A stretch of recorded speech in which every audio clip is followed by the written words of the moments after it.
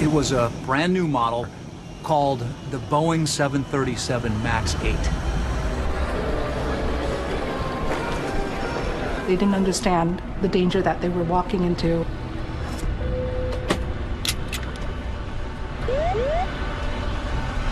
Pull up. Pull up.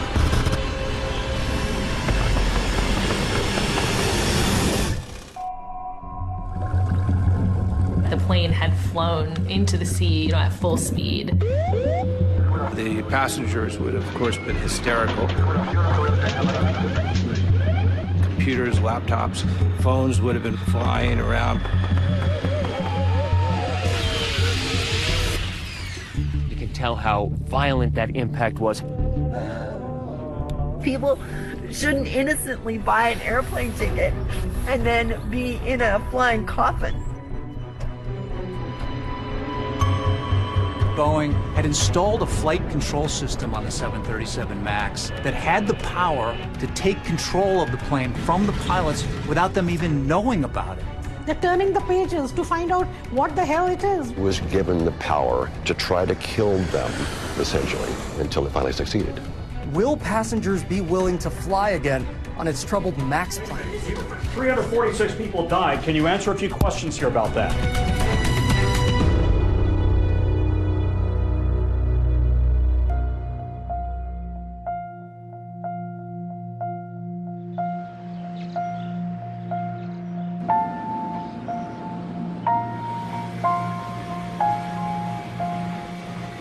On a sunny March morning in Addis Ababa, the capital of Ethiopia, a truly remarkable group of passengers converged on Bola International Airport. 149 passengers from 35 different countries around the world got ready to board Ethiopian Airlines Flight 302, heading off to Nairobi. It was seemingly just packed with people who are on goodwill missions of various kinds. There was a big environmental conference happening in Nairobi, a UN environmental conference. Amongst the 149 passengers were also 9 Ethiopians, and one of them was Tamru Mulu, who is a child protection advocate. He was a kind of person who's really passionate about life, especially children who are suffering from conflict, drought. Also on that Ethiopian Airlines flight were 8 Americans, including 24-year-old Samia Stumo, who was raised on a Massachusetts farm by a family with a very strong tradition of activism. Samia had just started work for ThinkWell, which is a global healthcare organization. This was her first assignment. She was going to East Africa. She, at 24, had impressed them that they sent her instead of someone, a dozen years her senior. But not everyone on that flight was on a goodwill mission. There were also 2 brothers from California, Melvin and Bennett Riffle, on one last adventure together because Melvin was about to become a new father. Tell me how big this was for these 2 brothers to do this together. That was pretty remarkable. I thought so. I mean, No, I think so too. Yeah. I think it's rare that 2 brothers their age would stay close enough to want to travel with each other like that.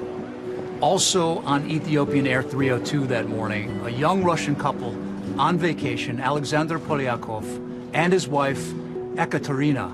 Они очень любили путешествовать. У них мечта была сразу.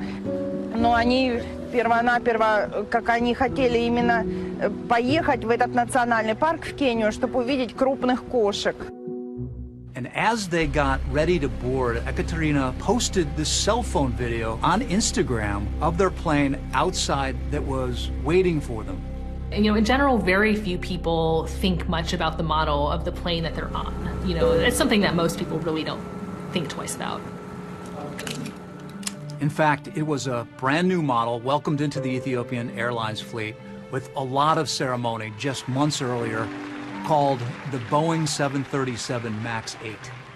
We are welcoming the state-of-the-art modern airplane, the 737 MAX 8. It was a groundbreaking move for Ethiopian Airlines to acquire this aircraft. The fact that it was new, the fact that it uses the latest technology. Boeing had had a track record of success, and all expectations at the time were that the MAX would just be, the next big thing for the company. But it turns out this brand new plane had a secret, unknown even to the pilots. And when it was revealed, it would not just impact Boeing in shocking and unforeseen ways, but the entire air traveling community worldwide. Boeing is an iconic American company. They're known as the king of the sky. This is a company that's at the heart of American engineering and American manufacturing. For Captain Sully, celebrated for successfully landing his crippled plane on New York's Hudson River, Boeing has long been the gold standard for passenger aircraft. Boeing had a century-long history of engineering excellence, an effective culture, good leadership. There's a saying, and it stands today: if it ain't Boeing, I ain't going. It's affirmation that Boeing has had our back for decades. This is the 707. Boeing's prototype jet airliner, capable of speeds and altitudes which will revolutionize commercial air travel. The 707 launches in 1958, and right off the bat, it is a huge success for Boeing. And it just so happens to be the same year that Frank Sinatra releases Come Fly With Me. Come fly with. It speaks to generations of people for whom getting on an airplane was something very special. And it was exotic, and it was desirable, and it was glamorous. Air travel became sort of the vogue. People would dress up to travel. Meals and flights were not a joke, something that people might look forward to. The 1960s were an extraordinary period for the company because of the 7 series of planes. 707 was the first successful jet. After that, Boeing just started building more and more, and the 727 came, the 737 came. And then they would do the 747, the so-called Queen of the Skies, the first jumbo jet.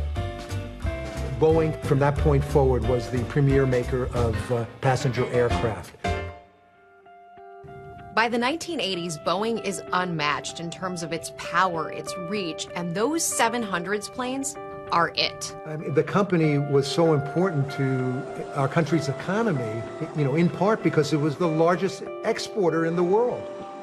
I mean, they manufacture Air Force One. I don't think you can get kind of any bigger than that. But by the 1990s, Boeing started to face truly stiff competition from this European consortium called Airbus. But up until that point, Boeing hadn't really taken them all that seriously.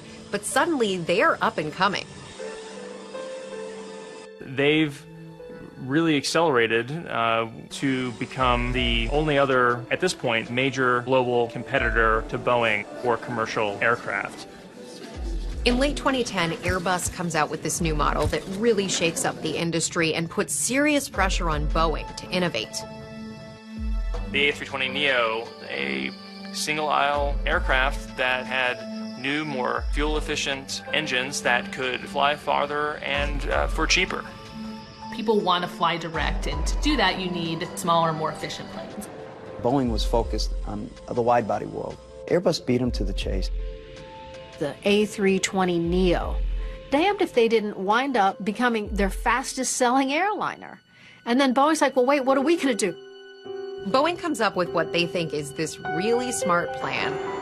Instead of developing an entirely new plane to catch up with Airbus, they decide to take a shortcut and revamp a model that's already on the market, saving them a lot of extra time and money. That's when they said, okay, we can take another look at the next iteration of 737. There were new engines, larger, more fuel-efficient engines being added to this aircraft. Boeing calls this new model the 737 MAX, and they promise they're going to fly more people, it'll cost less money, use less fuel, and cost a lot less to operate. United Airlines says it has cut a new deal with Boeing to build 150 737s for its fleet over the next 10 years, giving the aircraft manufacturer a leg up against its main competitor, Airbus. The Boeing 737 MAX was the fastest-selling airliner in Boeing history. Another ball out of the park for Boeing commercial aircraft. You've got United and American and Southwest all lining up to buy it, along with 70 other buyers around the world. One of the big customers early on was a young budget carrier in Indonesia called Lion Air. It was a huge deal. Tonight's Money Matters, Boeing has finalized its biggest sale ever, a $22 billion order from Lion Air of Indonesia. The 737 MAX 8 had been flying for 17 months without any incident, but then in October of 2018, suddenly, out of the blue, an alarming problem developed with one of Lion Air's brand new MAX planes. They don't realize that there's something in it that could potentially be hazardous and something that pilots and co-pilots are not familiar with. All of us are screaming like we are in a roller coaster. To be honest, I think this is my last flight and this is my last day.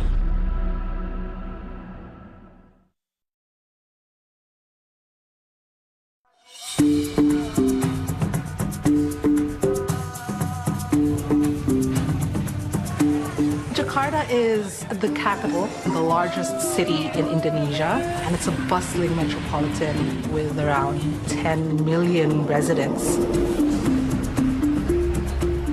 The aviation industry was booming, especially with the increase of the middle class in Indonesia.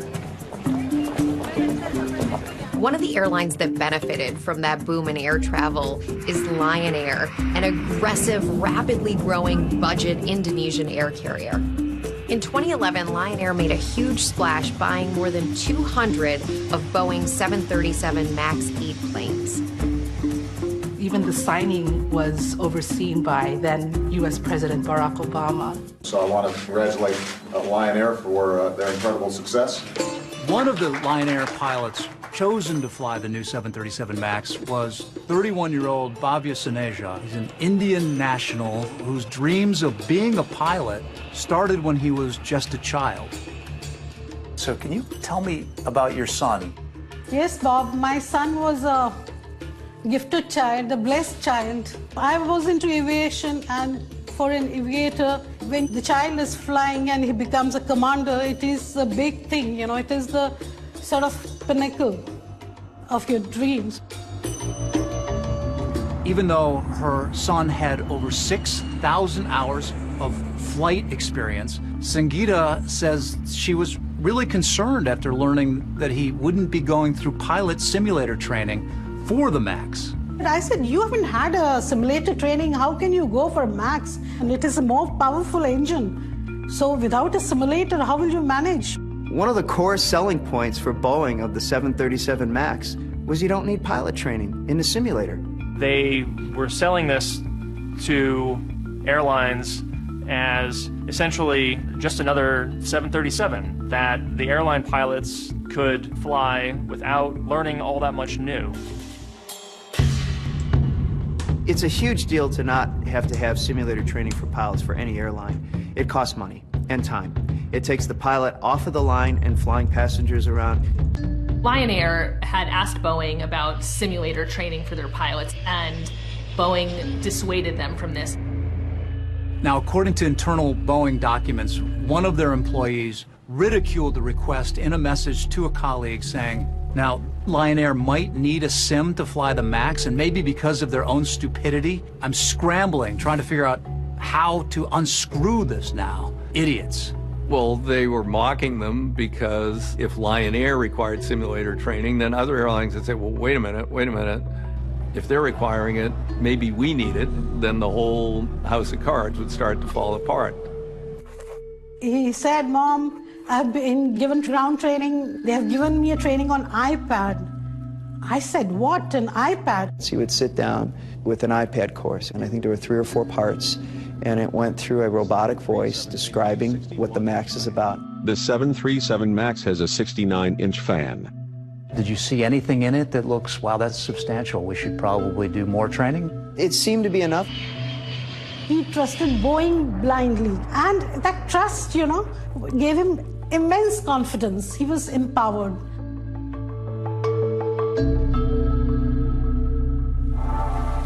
In October of 2018, Lion Air had a handful of the new 737 MAXs in its fleet, and one of the aircraft was going to be departing from Bali with the crew and passengers. Me and my colleague in office, we went to Bali about October 2018. Bali is amazing for holiday, especially in Asia. Lion Air flight JT043 was scheduled to take off from Bali to Jakarta. The flight was quite full of passengers, and most of them are local or domestic tourists like me. It's around 7 or 10 minutes after the takeoff, the flight suddenly feels like a fall down. It was a dive, a steep drop, 200 feet, and it wasn't something that was just caused by turbulence. All of us are screaming like we are in a roller coaster.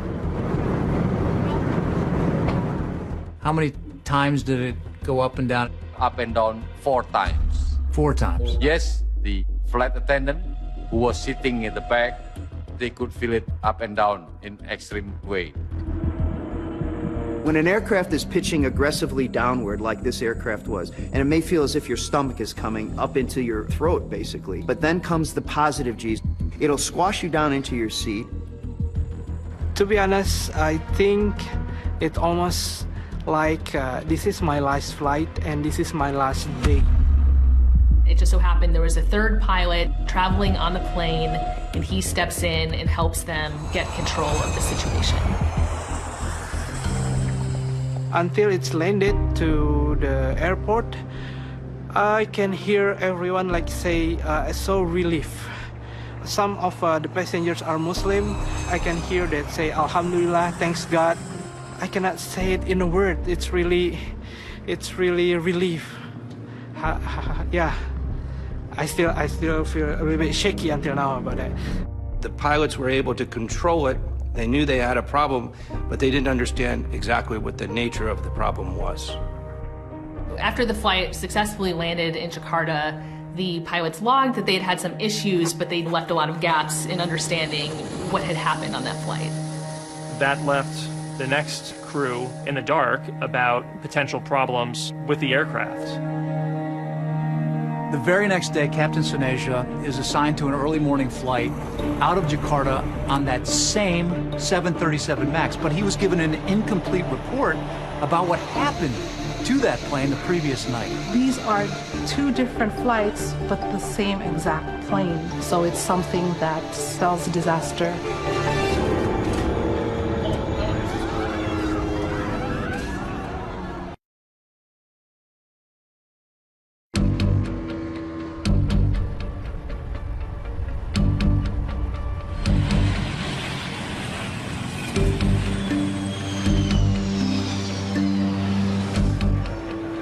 On the early morning of October 29, 2018, at the airport in Jakarta, the capital of Indonesia, Lion Air Flight 610 was getting ready to take off. Its destination was the city of Pangkal Pinang, which is located on the Indonesian island of Bangka.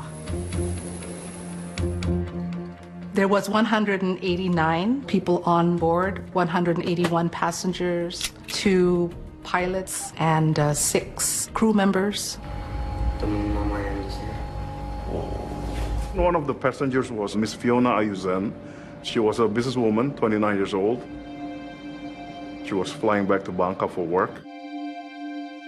Bawain kopi ya Pak, gitu. Karena saya suka kopi Bangka. Pas pulang ke rumah, Mama bilang sekolah yang bener, terus dikasih uang jajan. Terus kalau besok paginya udah nggak ngeliat, soalnya udah berangkat duluan mamanya.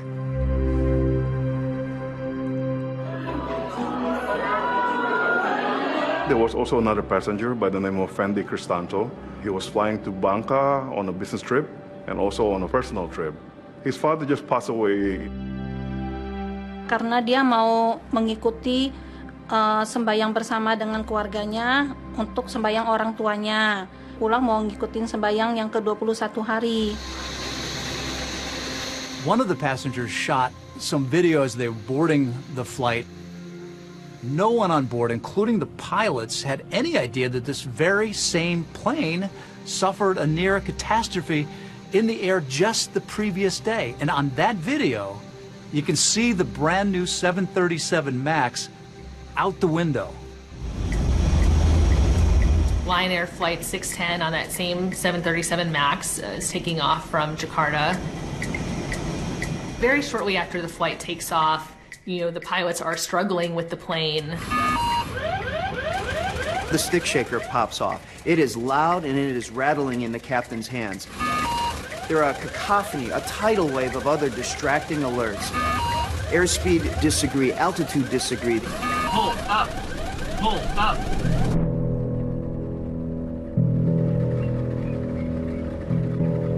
Just 10 minutes later, around 6:30 in the morning, a tugboat captain was out on the Java Sea, just east of Jakarta.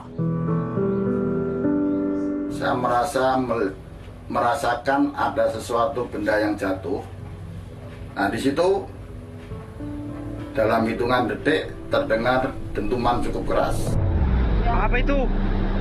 Jadi saya menghubungi Jakarta Radio. Iya, siapa? Itu telah terjadi pesawat jatuh. The crash site, it is about 25 miles from Jakarta seaport. On my way to the crash site, really, I pray to God. I had great expectation that everybody still alive. Arriving on scene, when I saw the debris, the small pieces of fuselage, I lost my hope. Kalau di dalam, kebanyakan itu hampir sama dengan yang ada di permukaan, karena yang ada di dasar laut, di kedalaman itu adalah potongan-potongan tubuh ataupun bagian-bagian pesawat, entah itu serpihan, kursi.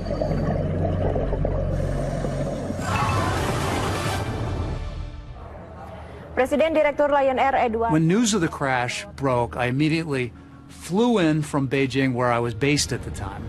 So the sun has just gone down, and you can see all the police officers along this dock. After arriving in Jakarta, our team headed out straight to the docks where the wreckage from the plane was being brought in. Whether it crashed or what happened, we still don't even know. But these crews have been pulling up and carrying out debris piece by piece.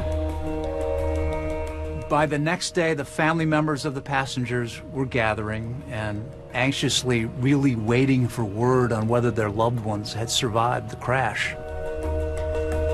Among the family members that I got the chance to talk to was the wife of that passenger who took that video of himself boarding onto the Lion airplane just minutes before it crashed. Your husband actually was taking video of the others getting on the plane when he got on? Yeah. Yes. Can you show that to us? These are a lot of the other passengers that were on the plane? Yeah. Is there still some hope that there are survivors? Yeah, we do believe that God still control, and we still have some hope that they can find him alive. It was clear pretty quickly that the plane had flown into the sea, at full speed, and came apart with such force that there was no way anyone could have survived. Berdoa buat cepet ketemu gitu.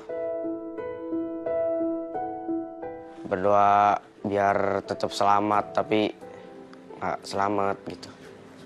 Karena benar-benar saya kerasa kehilangan. Hubungan antara Fiona dengan ibunya ini sangat dekat. Nah, begitu mendengar kecelakaan itu benar-benar down sekali. Benar-benar shock, down. Jadi 1 hari setelah pesawat jatuh, mendengar kabar ibu yang meninggal.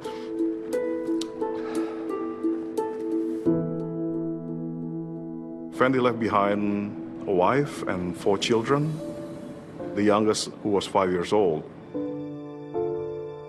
Jujur ya Bu, suami saya itu kalau naik pesawat itu memang sangat khawatir. Dia itu paling takut kalau naik. Dengan rasa ketakutan yang dia alami gitu loh. At the time, very little was understood about what might have happened. Brand new plane, nice enough day, nothing in particular that would point to an immediate cause of this accident. This is a fairly new plane. The 737 MAX, it had only 800 flight hours.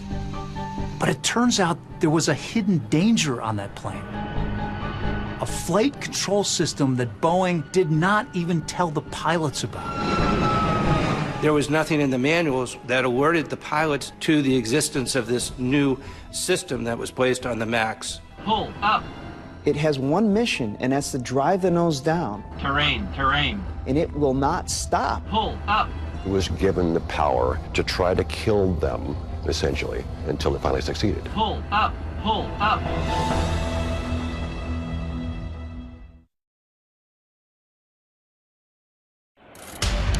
Devastating plane crash in Indonesia. Lion Air jet with 189 people on board fell into the sea minutes after takeoff, leaving no survivors. So far, 24 body bags have been delivered. The jet was a new Boeing 737. I got to say, my first thoughts were, boy, it's a brand new airplane. It must have been bad maintenance, or it must have been pilot error. A lot of Indonesians initially just saw that this was Lion Air fault. ABC's David Curley has the story. Good morning, David. George, the real thing that we need to find are those two black boxes, which will yield a lot of answers to all these questions. The National Transport Safety Committee found the flight data recorder on the 1st of November. It was just only 3 days after the crash.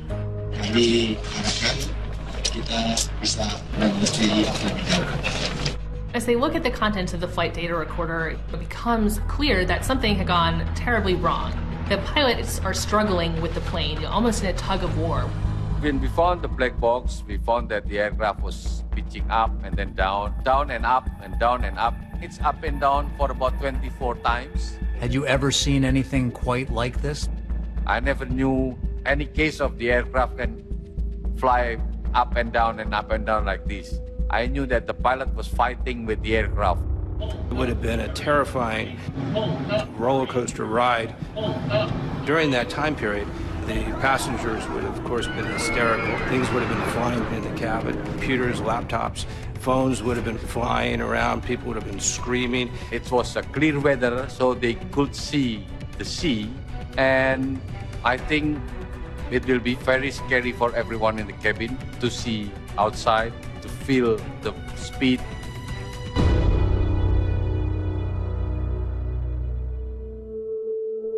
Sepuluh menit atau berapa itu? Rasa ketakutannya sangat amat.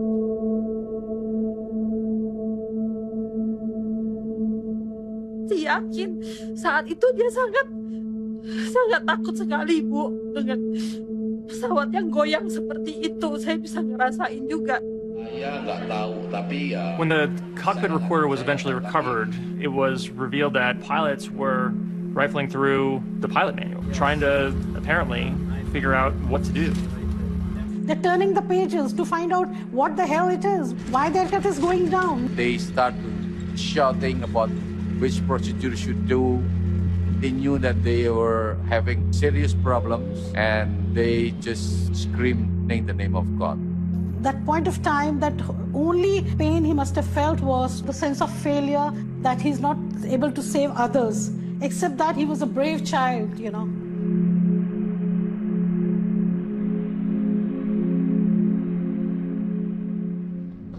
Be surprised.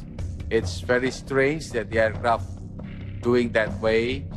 Then we asked Boeing what kind of system that may create this way. What Boeing revealed to investigators came as a complete surprise. It turns out that Boeing had installed a flight control system on the 737 MAX that had the power to take control of the plane from the pilots without them even knowing about it. The program was called MCAS. MCAS, Maneuvering Characteristics augmentation system, and that this system, under certain circumstances, can trigger in such a way that it will cause the airplane to nose down. Why did Boeing put this MCAS system? What was it for? It's a mystery not only for us, but also for the pilot and co-pilot on board the plane. So the reason they put MCAS on the airplane was because they put these brand new huge engines on an old airframe. In order to have sufficient ground clearance, they moved the engine further up above the leading edge of the wing and further forward. And that changed the way the airplane flew. And this effect of the engines came in and the airplane starts to want to pitch up all by itself.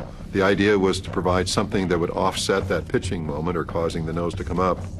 When the plane computers think the plane is in danger of a stall, so in very basic terms, MCAS pushes the plane's nose down by automatically triggering the rear horizontal stabilizer.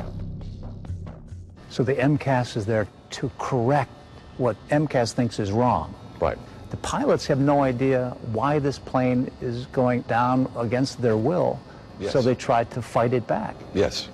One of the most fundamental muscle memory things about knows how to do. If the nose goes down too far, you pull it back and you trim. And this battle goes back and forth a couple of dozen times. So it was MCAS, it was the computer against the pilot. Yes, and the way MCAS was designed, it was given the control authority to do it as many times as necessary. In other words, it was given the power to try to kill them, essentially, until it finally succeeded.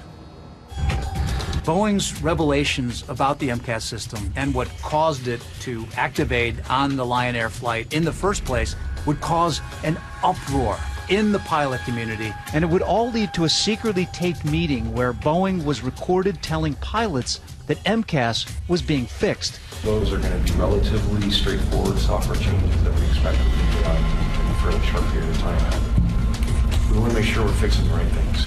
But while that was happening, the plane would continue to fly. They were rolling the dice with the lives of the global traveling public.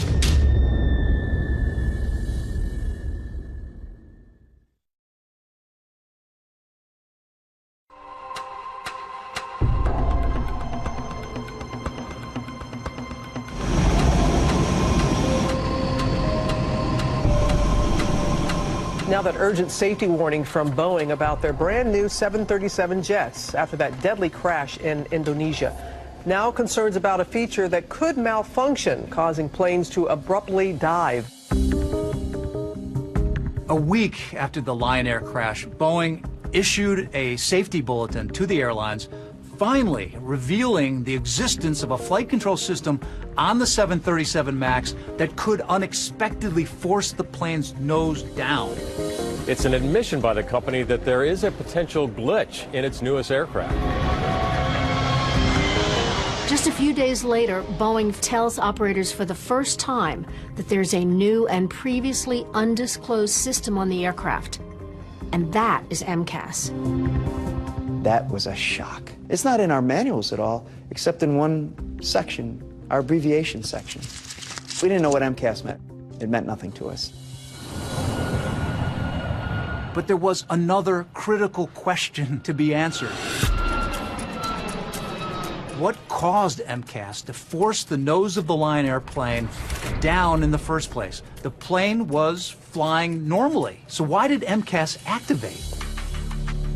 Among a lot of surprises was that MCAS was triggered by a faulty angle of attack indicator, which is a relatively innocuous piece of equipment on the side of the airplane. The angle of attack sensor was feeding incorrect data about the angle of the plane's nose. It was telling the plane that it was, approaching a stall situation, that its nose was pitched up. So the plane thought that the nose was angled too high, when in fact it wasn't. And that MCAS needed to come in and push the nose back down. And there was a further revelation about MCAS that took investigators by complete surprise. Even though there are two angle of attack sensors on the 737 MAX, MCAS only relied on one of them. It's a lack of redundancy that appears to my mind to be unacceptable in airplane design. because the AOA indicator is susceptible to damage. It's not a robust piece of equipment. A single point of failure hooked to a safety critical system, you just don't do that.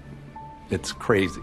The bottom line here is the 737 MAX is safe, and the safety is a core value for us at Boeing. Boeing CEO Dennis Muhlenberg went on Fox Business to reassure the public that a bulletin had been sent to all the airlines instructing pilots exactly what to do if there was another emergency situation involving the 737 MAX. We've already issued a couple of additional bulletins that point them back to existing flight procedures to handle that kind of condition. So Boeing is telling the pilots that one of their options is to simply turn off the power supply to the electric motor on the stabilizer. That's the, the piece that pivots up and down and controls the nose of the aircraft. Boeing pointed out that the pilots on that previous Lion Air flight who overcame a mid-air emergency involving MCAS had followed the appropriate procedure by turning off power to the stabilizer. That was a step the pilots on the fatal flight did not take. That was perceived to be an indirect way of blaming the airline and blaming the pilots without also acknowledging design shortcomings of the system. It emotionally tore me apart, as if I was blamed for him being the pilot. I was blamed for killing all the people, mothering a son who could not take care of his passengers. Pilots were furious. Pilot unions asked Boeing, why didn't you tell us if you put something on the airplane that's going to actually interfere with my job? Late November, about a month after the accident, 4 Boeing executives traveled to the headquarters of the Allied Pilots Association, the union that represents pilots at American Airlines. That meeting was secretly recorded by the head of the pilots union. Our president at the time wanted to make sure we knew exactly what was said. We flat out deserve to know what is on our airplanes. I don't disagree. I don't know that understanding this system would have changed the outcome of this. We try not to overload the crews with information that's unnecessary so they actually know the information that we believe is important. It enraged us. Boeing always gives you the information. They don't parcel it out. We're working with the FAA right now to try to figure out what software changes we might make to eliminate the failure conditions that we experienced at Dateline here. They said, well, we're going to correct the software, all the things that you brought up. Those are going to be relatively straightforward software changes that we expect we can get out in a fairly short period of time. Weeks, not a year, but a couple, maybe 6 weeks-ish. But the question I have for you is, do you feel comfortable that the situation is under control today before any software fixes are implemented? Absolutely. They were taking a gamble with keeping that in the air. They had such a big bet on the 737 MAX. They had staked their reputation. They had staked their financial future on it. 4 months after that Lion Air crash, the 737 MAX is still flying all over the world.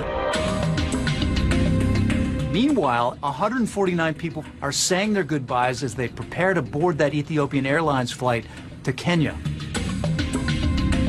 Among them, young Samia Stumo, who had just flown in from D.C. and was transiting to Nairobi for assignment with her global health care organization. I guess she had landed in Ethiopia, and I said safe travels with a bunch of exclamation points, and she said thanks, boo. We didn't know that there was an issue with the plane.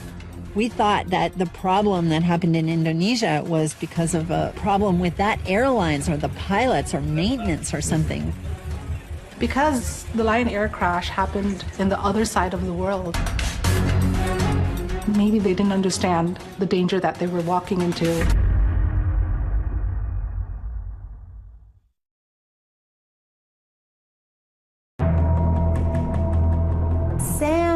Samia, where are you? Where are you, Samia?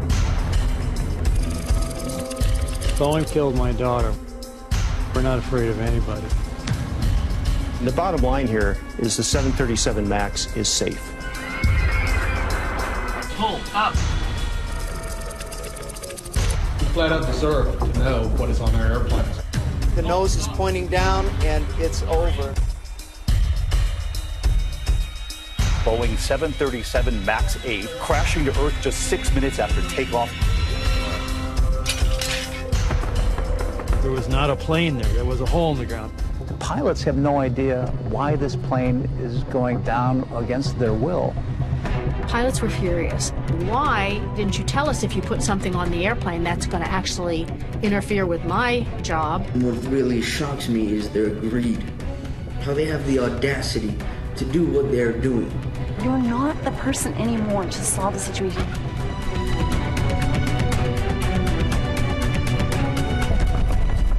And they really should go to jail.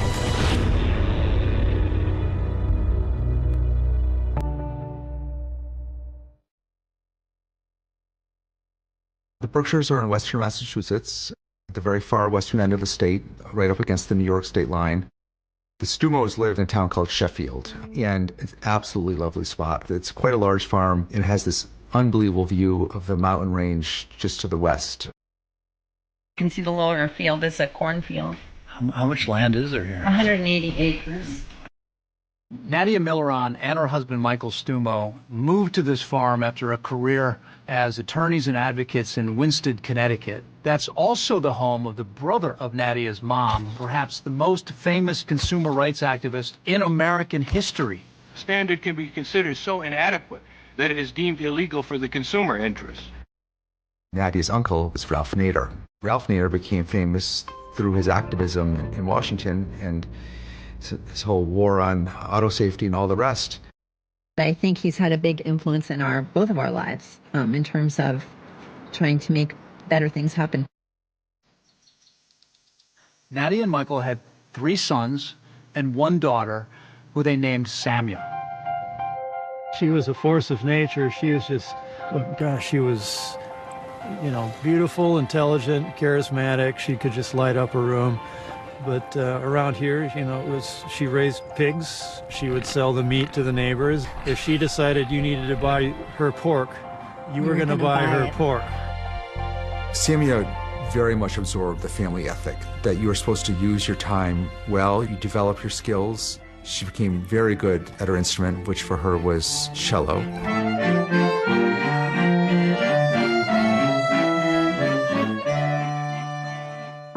Watching Samia, you got the sense of someone who had really kind of brought together all these strains in the family, starting with Uncle Ralph in his activism, and then through her own parents. Definitely he influenced Samia tremendously because she was out there at 9 years old campaigning for his presidential campaign. They made her cry. Your mother shouldn't allow you to be out here, and Ralph Nader is spoiling the election, and she understood the issues and she talked right back at them. She had leadership written all over her. She had compassion in an intellectually rigorous way. Everybody loved her. One pivotal moment in young Samia's life that fueled her drive to change the world was the tragic childhood death of her brother Nels. He was diagnosed with cancer at 15, 16 months of age, and he ended up not making it. He died a little over 2 years old. We actually, we only have one picture with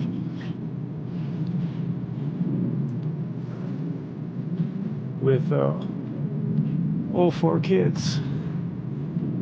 Did she ever tell you that part of her motivation and dream to get into medicine was because of what happened to Nels?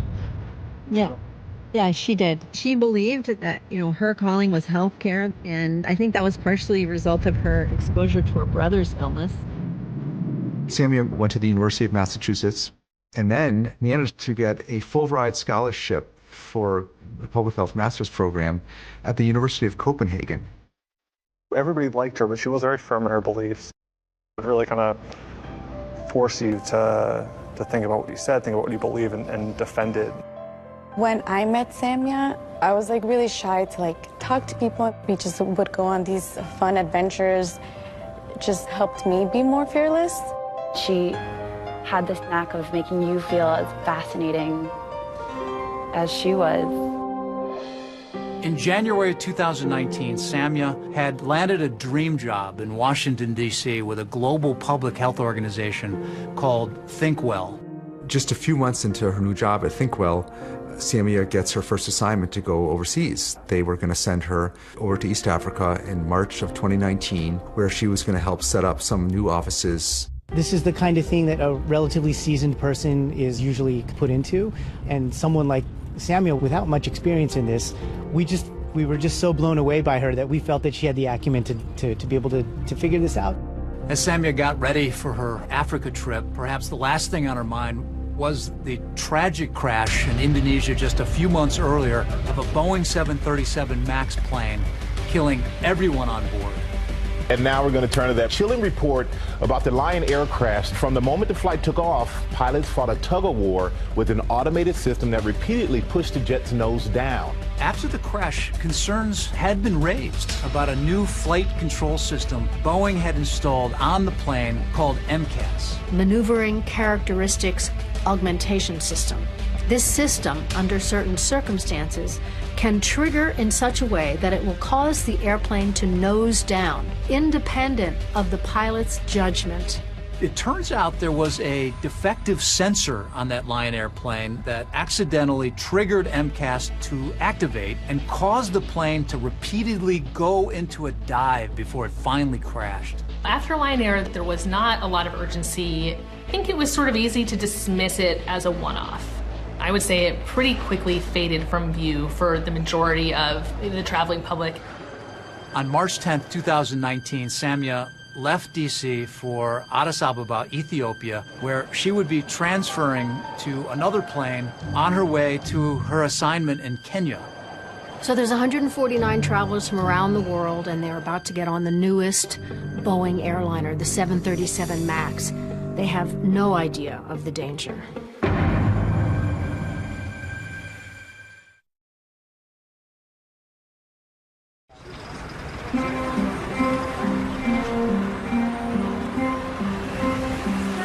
On March 10th, 2019, Samia Stumo had just arrived in the Ethiopian Ababa after a long flight from Washington, D.C. When I woke up, I just looked at the message and it said 2 more hours to Nairobi.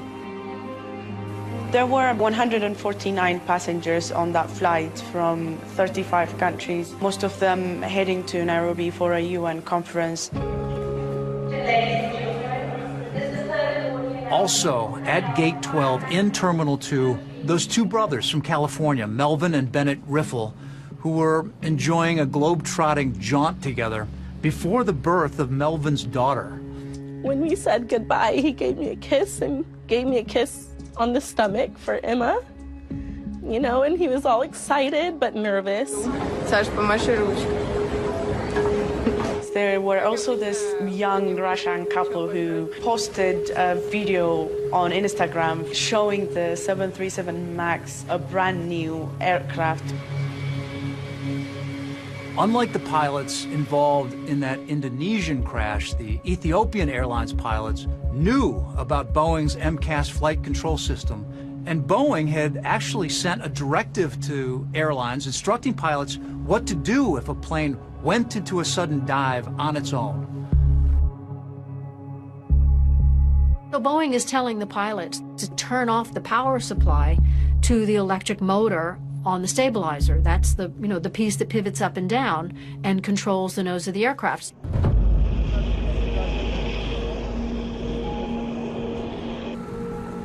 It was a bright Sunday morning. The plane took off at 8:30.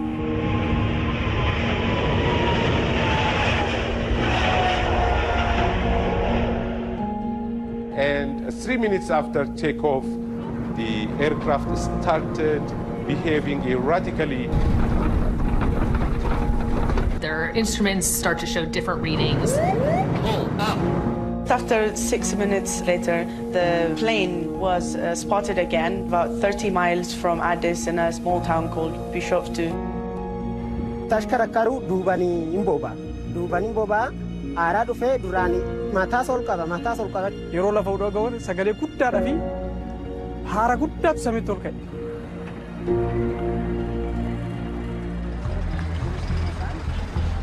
immediately drive to the Ethiopian Airlines compound.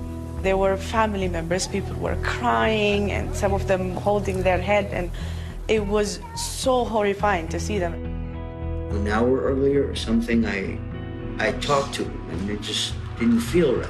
I don't know, I was trying to deny that it happened, or it's true, or somehow he has been spared. We start in Ethiopia, where around 157 people are feared dead after a plane crashed early on Sunday. Within, I think it was 2.5 hours or 3 hours, we were on a plane headed to Addis Ababa. This dirt road takes you to the field where that crash site is.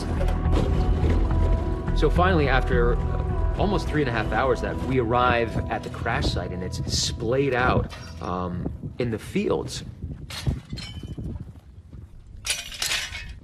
Right next to the debris field, you have the smell of jet fuel intermingled with the smell of death. And you can see those workers picking through everything, trying to ensure that they don't miss any key parts of the plane. The plane came down at such an enormous rate of speed, basically as fast as a cruise missile flies, that it essentially disintegrated into that hole.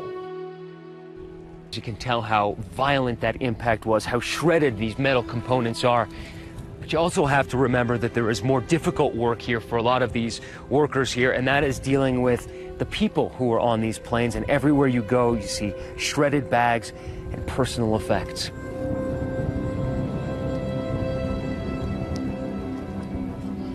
Our breaking news, an Ethiopian Airlines flight has crashed. With victims from 35 different countries on board, grief resonates all around the world, including in a small seaside town in Russia.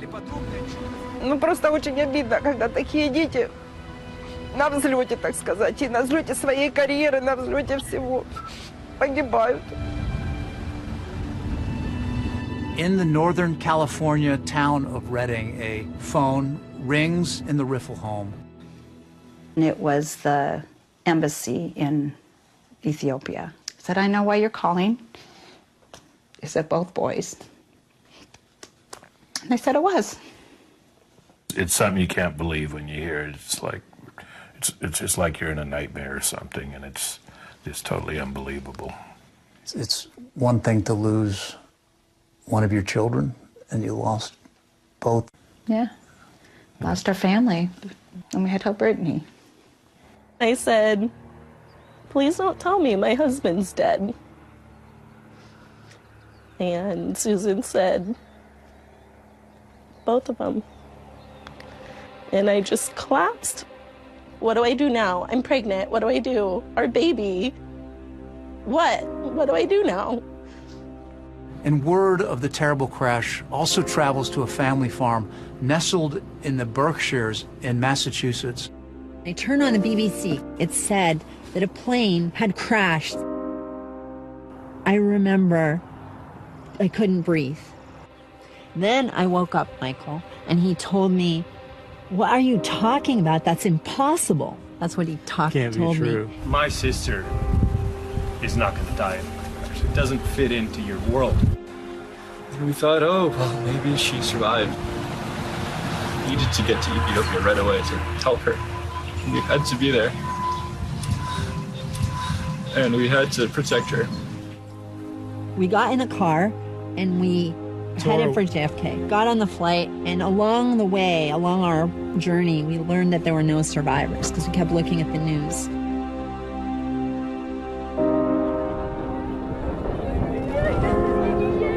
Like Nadia and Michael, many grief-stricken families made their way to the crash site, desperate to find any trace of their loved ones. You know, there was not a plane there. There was a hole in the ground. Anybody able to find the body remains? There was nothing bigger than a femur bone. The black box data now in the hands of Ethiopian officials. As the investigation continued in the cause of the crash, there was a question on many people's minds. Would Boeing 737 MAX plane be implicated in a fatal tragedy again?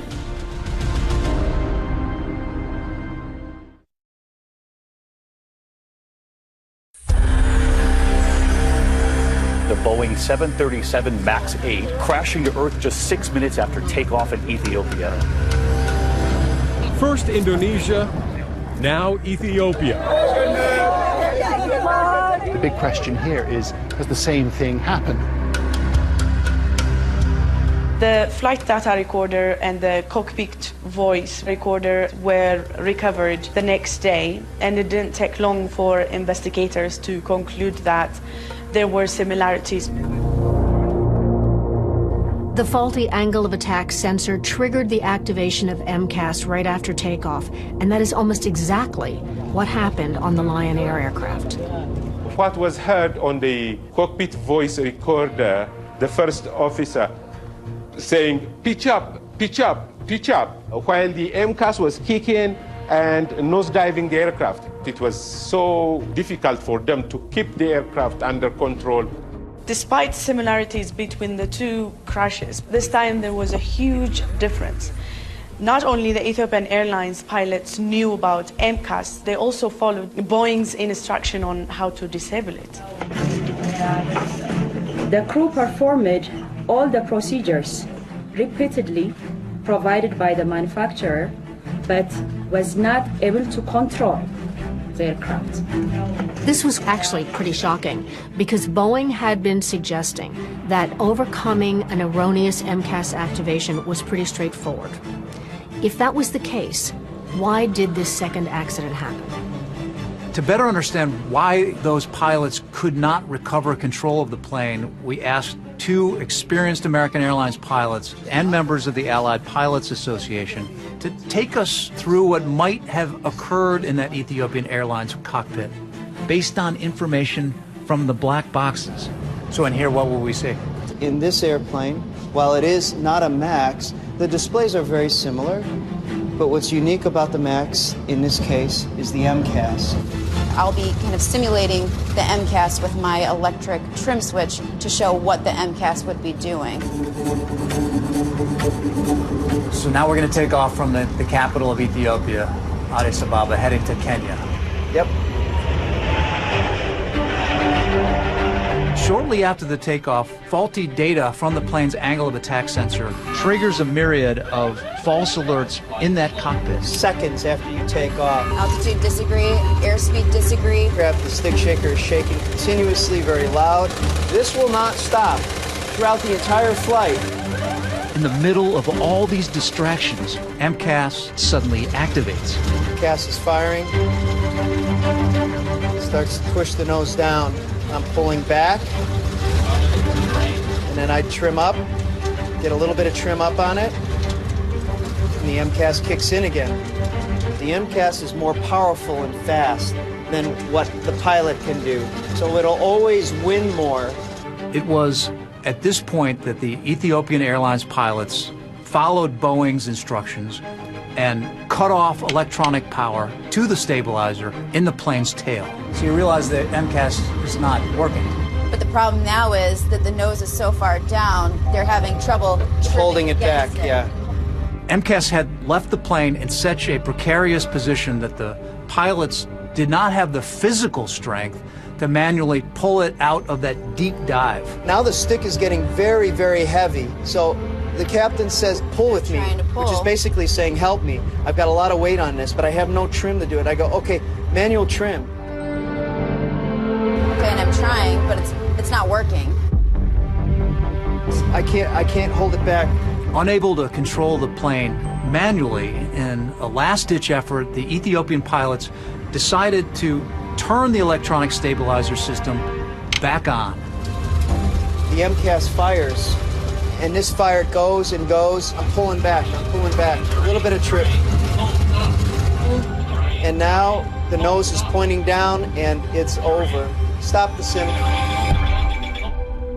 They're headed toward the ground. They turn those switches back on, which is not in a checklist, but welcome to the battlefield. You're staring at the ground and you don't know what else to do. Do you ever think about what goes through the mind and the heart of pilots when the plane is going down? Yes, I don't like to think about that. I think that's everyone's worst nightmare. It's hard. But they fought. They did what pilots do. The system let them down. Unlike with Lion Air, the Ethiopian Air crash has sudden and swift repercussions for Boeing. Ethiopian Air immediately grounds their entire MAX fleet, and like a domino effect, countries around the world start grounding their fleets.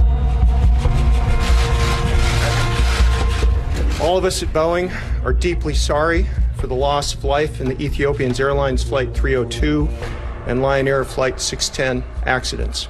Boeing was saying that they were working on adding safeguards to MCAS to make a safe airplane even safer. Would the accident have happened without MCAS, though? You call it a link. It's a chain of events, right? There is no singular item. It's a chain of events. But what you came up with in the end was flawed, was it not? We've designed the MAX to have the flying qualities that were desired in the hands of the pilots. The MCAS system is part of that design effort. Corporations always see profit, always see brand protection. They will not easily admit their wrongdoing, even where it is very evident. And that was the case with Boeing at that particular time. 346 people died. Can you answer a few questions here about that? He's sorry that we lost our family members. He doesn't take any accountability for having caused their deaths. If Boeing thought that Nadia and Michael and the other victims' families were going to just quietly go away and not try to hold the company accountable, they could not have been more wrong. It was amazing to behold these two people from this farm in western Massachusetts coming down to take on really one of the biggest corporations in the world. Mr. Stumo, thank you for your presence today. Boeing killed my daughter. We're not afraid of anybody.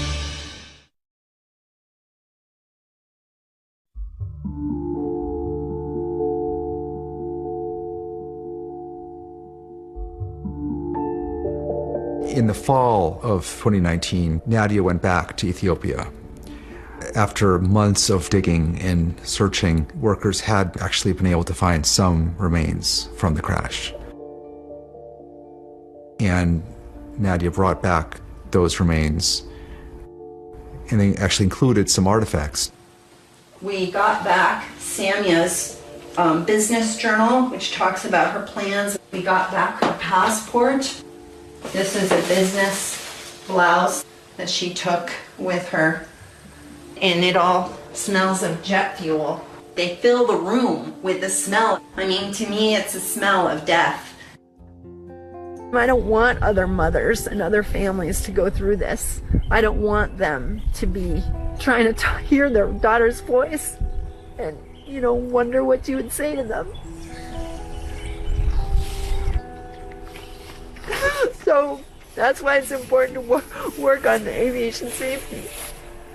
Because people shouldn't innocently buy an airplane ticket and then be in a flying coffin. While Nadia and her husband Michael were consumed by grief, they were able to quickly turn their anguish into action against Boeing.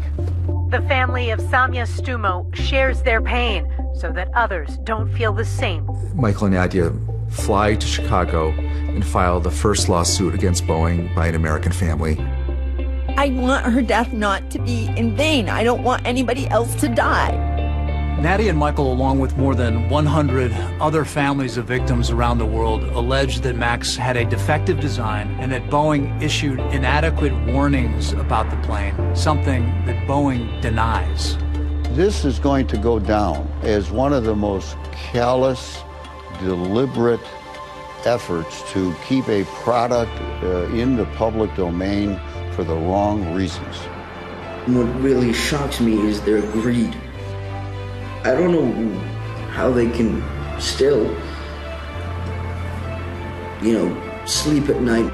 But there was a second front in Nadia and Michael's battle against Boeing. They and the other families were determined to take part in the congressional hearings into what went wrong with the 737 MAX and make sure that another crash never happened again. We have 3 generations of farm advocacy in my family, and Nadia, of course, has, Ralph Nader and her family and that advocacy. People should not fly this plane if it's ungrounded. My uncle said to us practical things. To never settle for staff, always go for the top. Like it's cruel irony. Samia's family knew how to do it because it's a very complicated system to navigate, and it's a fight. Nadia has really been, I think, a principal support for many of the other families out there, while Michael is pursuing the more, what's the fix and what went wrong.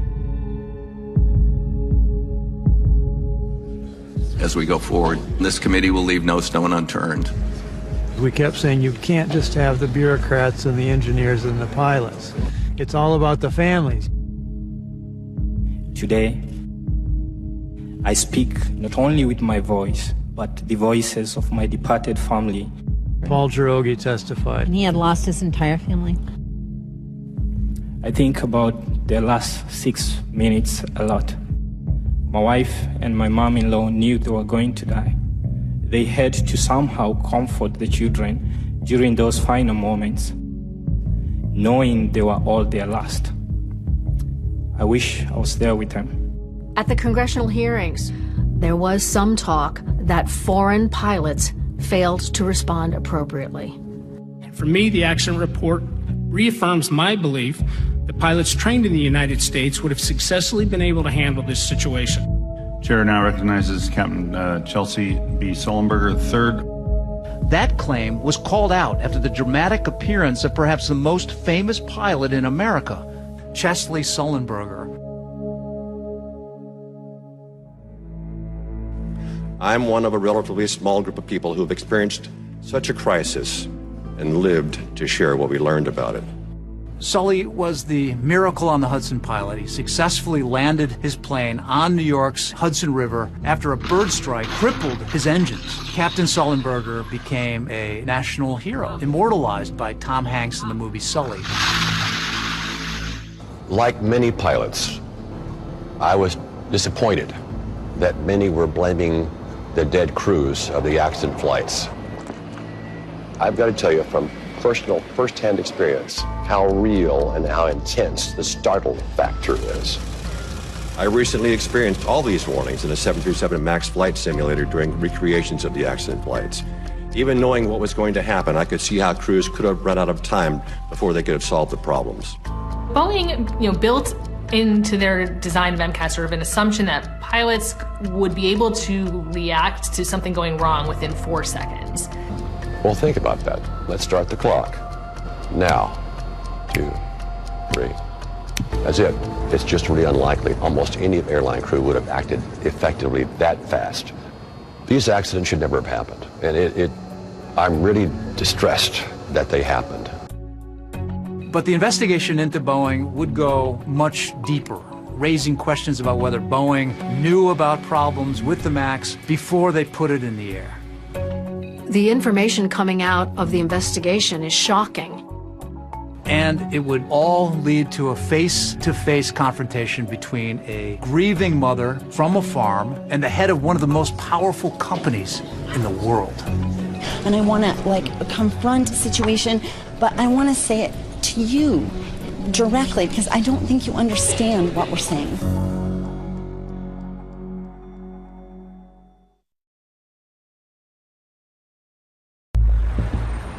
The things that are coming out of the investigation are shocking about what Boeing knew and what it was saying internally. House investigation concluded that the safety of the flying public was put into jeopardy by Boeing's pressure to compete with Airbus. The committee uncovered emails and communications showing that there had been lower-level employees who raised questions several times about MCAS. In an internal email, a Boeing engineer wrote about that problem that triggered MCAS in both plane crashes, saying, "Are we vulnerable to single sensor failures with the MCAS implementation?" This is back in 2015, asking about the vulnerability of these particular devices.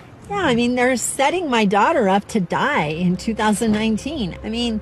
These are questions of life and death, but that's not how they treated them in the company. House investigators released documents they had obtained from inside Boeing showing that their own training pilots had a very dismissive attitude towards regulators and customers. One Boeing employee who emerged as a central figure in the investigation was Chief Technical Pilot Mark Fortner, who became well known in the media after his emails became public. Mark Fortner was the one who asked regulators whether they could remove any mention of MCAS from the flight crew operations manual. Fortner, in some of the emails and instant messages, was kind of gloating at his ability to, as he said, Jedi mind trick regulators. In fact, it was Fortner who wrote that instant message to a colleague, mocking Lion Air for their stupidity in requesting simulator training, referring to them as idiots. His emails were shocking, but they're just the tip of the iceberg of the failure of the safety culture at Boeing. Some Boeing employees openly questioned the safety culture of the company during development of the 737 MAX. In one email, a worker said, "This airplane is designed by clowns, who in turn are supervised by monkeys." Another Boeing employee wrote, "Frankly, right now all my internal warning bells are going off, and for the first time in my life, I'm sorry to say that I'm hesitant about putting my family on a Boeing airplane." The safety culture was eviscerated under production pressure. Meanwhile, Nadia, Michael, and the other families have another battle to fight. And that's with the Federal Aviation Administration, which certified the 737 MAX as safe and allowed it to fly even after the first crash. One of the most explosive discoveries came from within the Federal Aviation Administration. And remember, the FAA's sole job is to ensure the safety of the traveling public. After the Lion Air accident, the FAA had done an analysis, that indicated that if nothing was changed, that there might be, 15 accidents over the course of the next decades while the MAX was in use. And, that would make it, the deadliest commercial airliner, ever. We stood out there in front of the FAA with our sign. Her life was just cut short. That was caused by complicity with Boeing.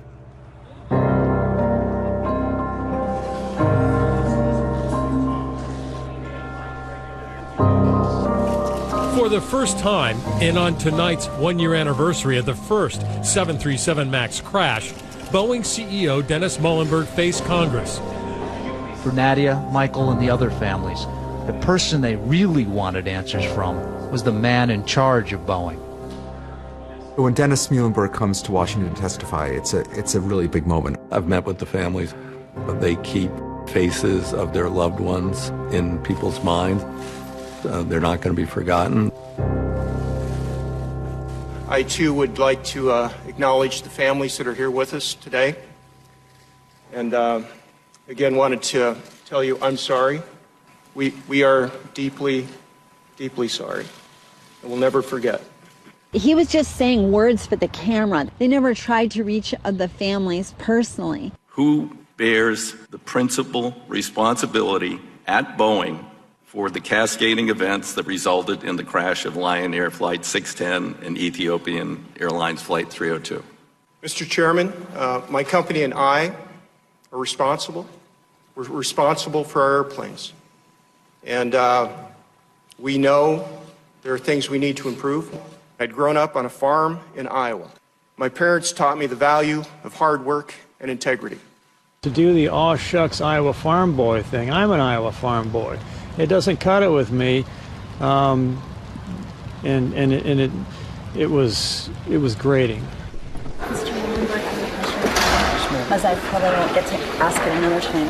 When you talked about Iowa just like one too many times, and the whole group said, go back to the farm. Go back to Iowa. Do that. You're not the person anymore to solve the situation. But I want to say it to you directly because I don't think you understand what we're saying. I respect that. I really do. In the end, it's about safety. And Even if you're not capable of doing that. I respect your inputs there. I just tell you, we are very focused on safety. And you have. I wanted to pierce through to the human being. Imagine being in our shoes. Just a couple months after the House hearing, Muilenburg was forced out as CEO of Boeing. But while Muilenburg may be gone, the clouds of suspicion over Boeing remain. And the Justice Department is investigating, and hopefully some people are going to go to jail. But after losing billions because of the MAX scandal, Boeing's commercial future may hinge on one question. Will passengers be willing to fly again on its troubled MAX?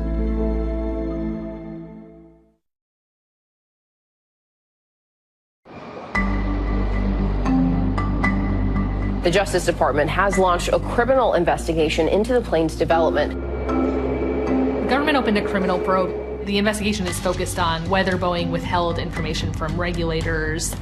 The Justice Department would not talk to us about the criminal investigation, but sources have told 2020 that at this point, agents are looking hard at one former Boeing employee in particular. Prosecutors at the Department of Justice were focusing on building a case involving Mark Faulkner, the former chief technical pilot for the 737 MAX. Faulkner's attorney did not respond to our repeated requests for comment, but has stated in the past that as a pilot and Air Force vet, he would never jeopardize the safety of other pilots or their passengers. He was part of the culture of concealment, but it certainly does not end with him. There's a lot of people much higher up in the food chain in Boeing who were involved in this. They really should go to jail. I mean, people who are responsible for decisions which kill other human beings should be personally responsible.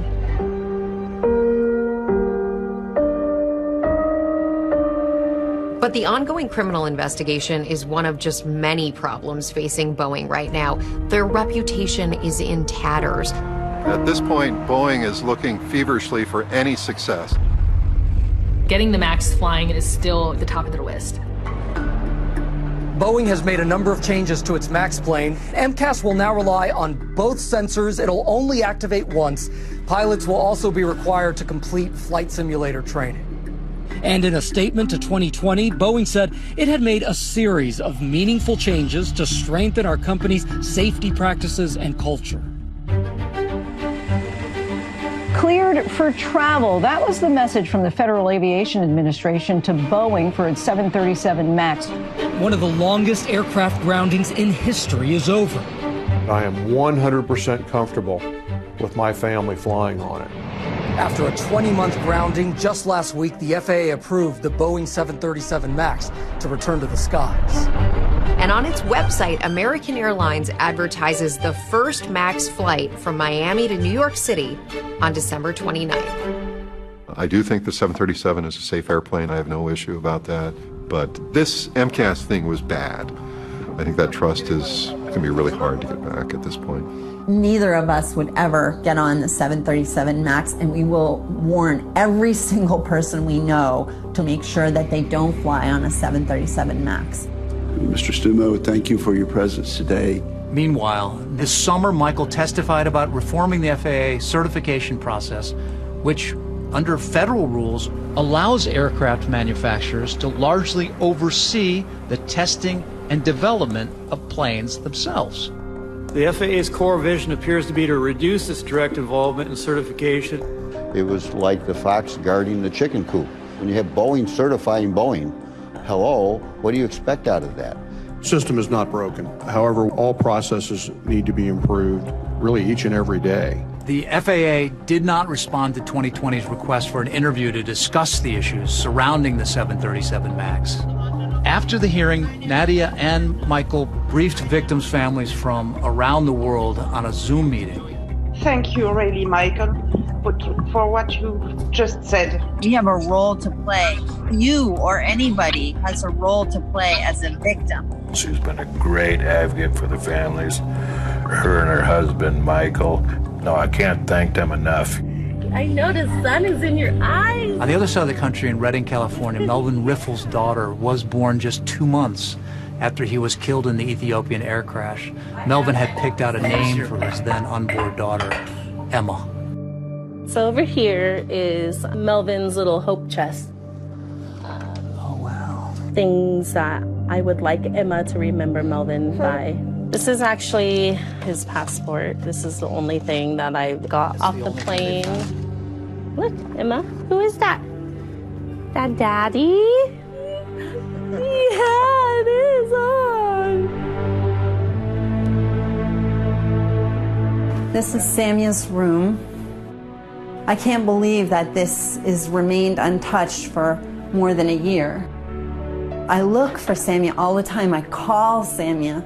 Sometimes I'm in the house by myself. I just shout, Samia, Samia, where are you? Where are you, Samia?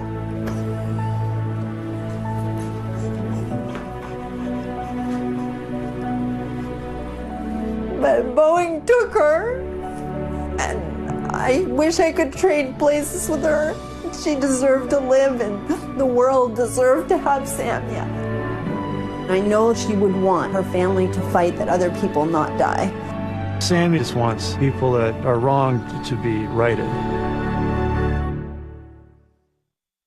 A vibrant young woman making a fresh start in life. My sister had a great sense of humor. She was just full of life and ideas and fun. She had a new graphic design job, a new relationship, a new place to live. She was looking to a new future. Is mercilessly slaughtered in her home. The person slit her throat. It was a shocking murder. Whomever the attacker was extremely disturbed. You just can't register it. She didn't have any enemies. Everyone loved her. Investigators tracked down multiple suspects. There was a creepy guy just watching her. There was a note that said, saw no signs of life. Then police discover an enemy in disguise. They were using other individuals to try to throw us off. It was a bombshell. Detectives unmask a killer no one could have imagined. And I said, what? It didn't make any sense to me. I was in complete shock.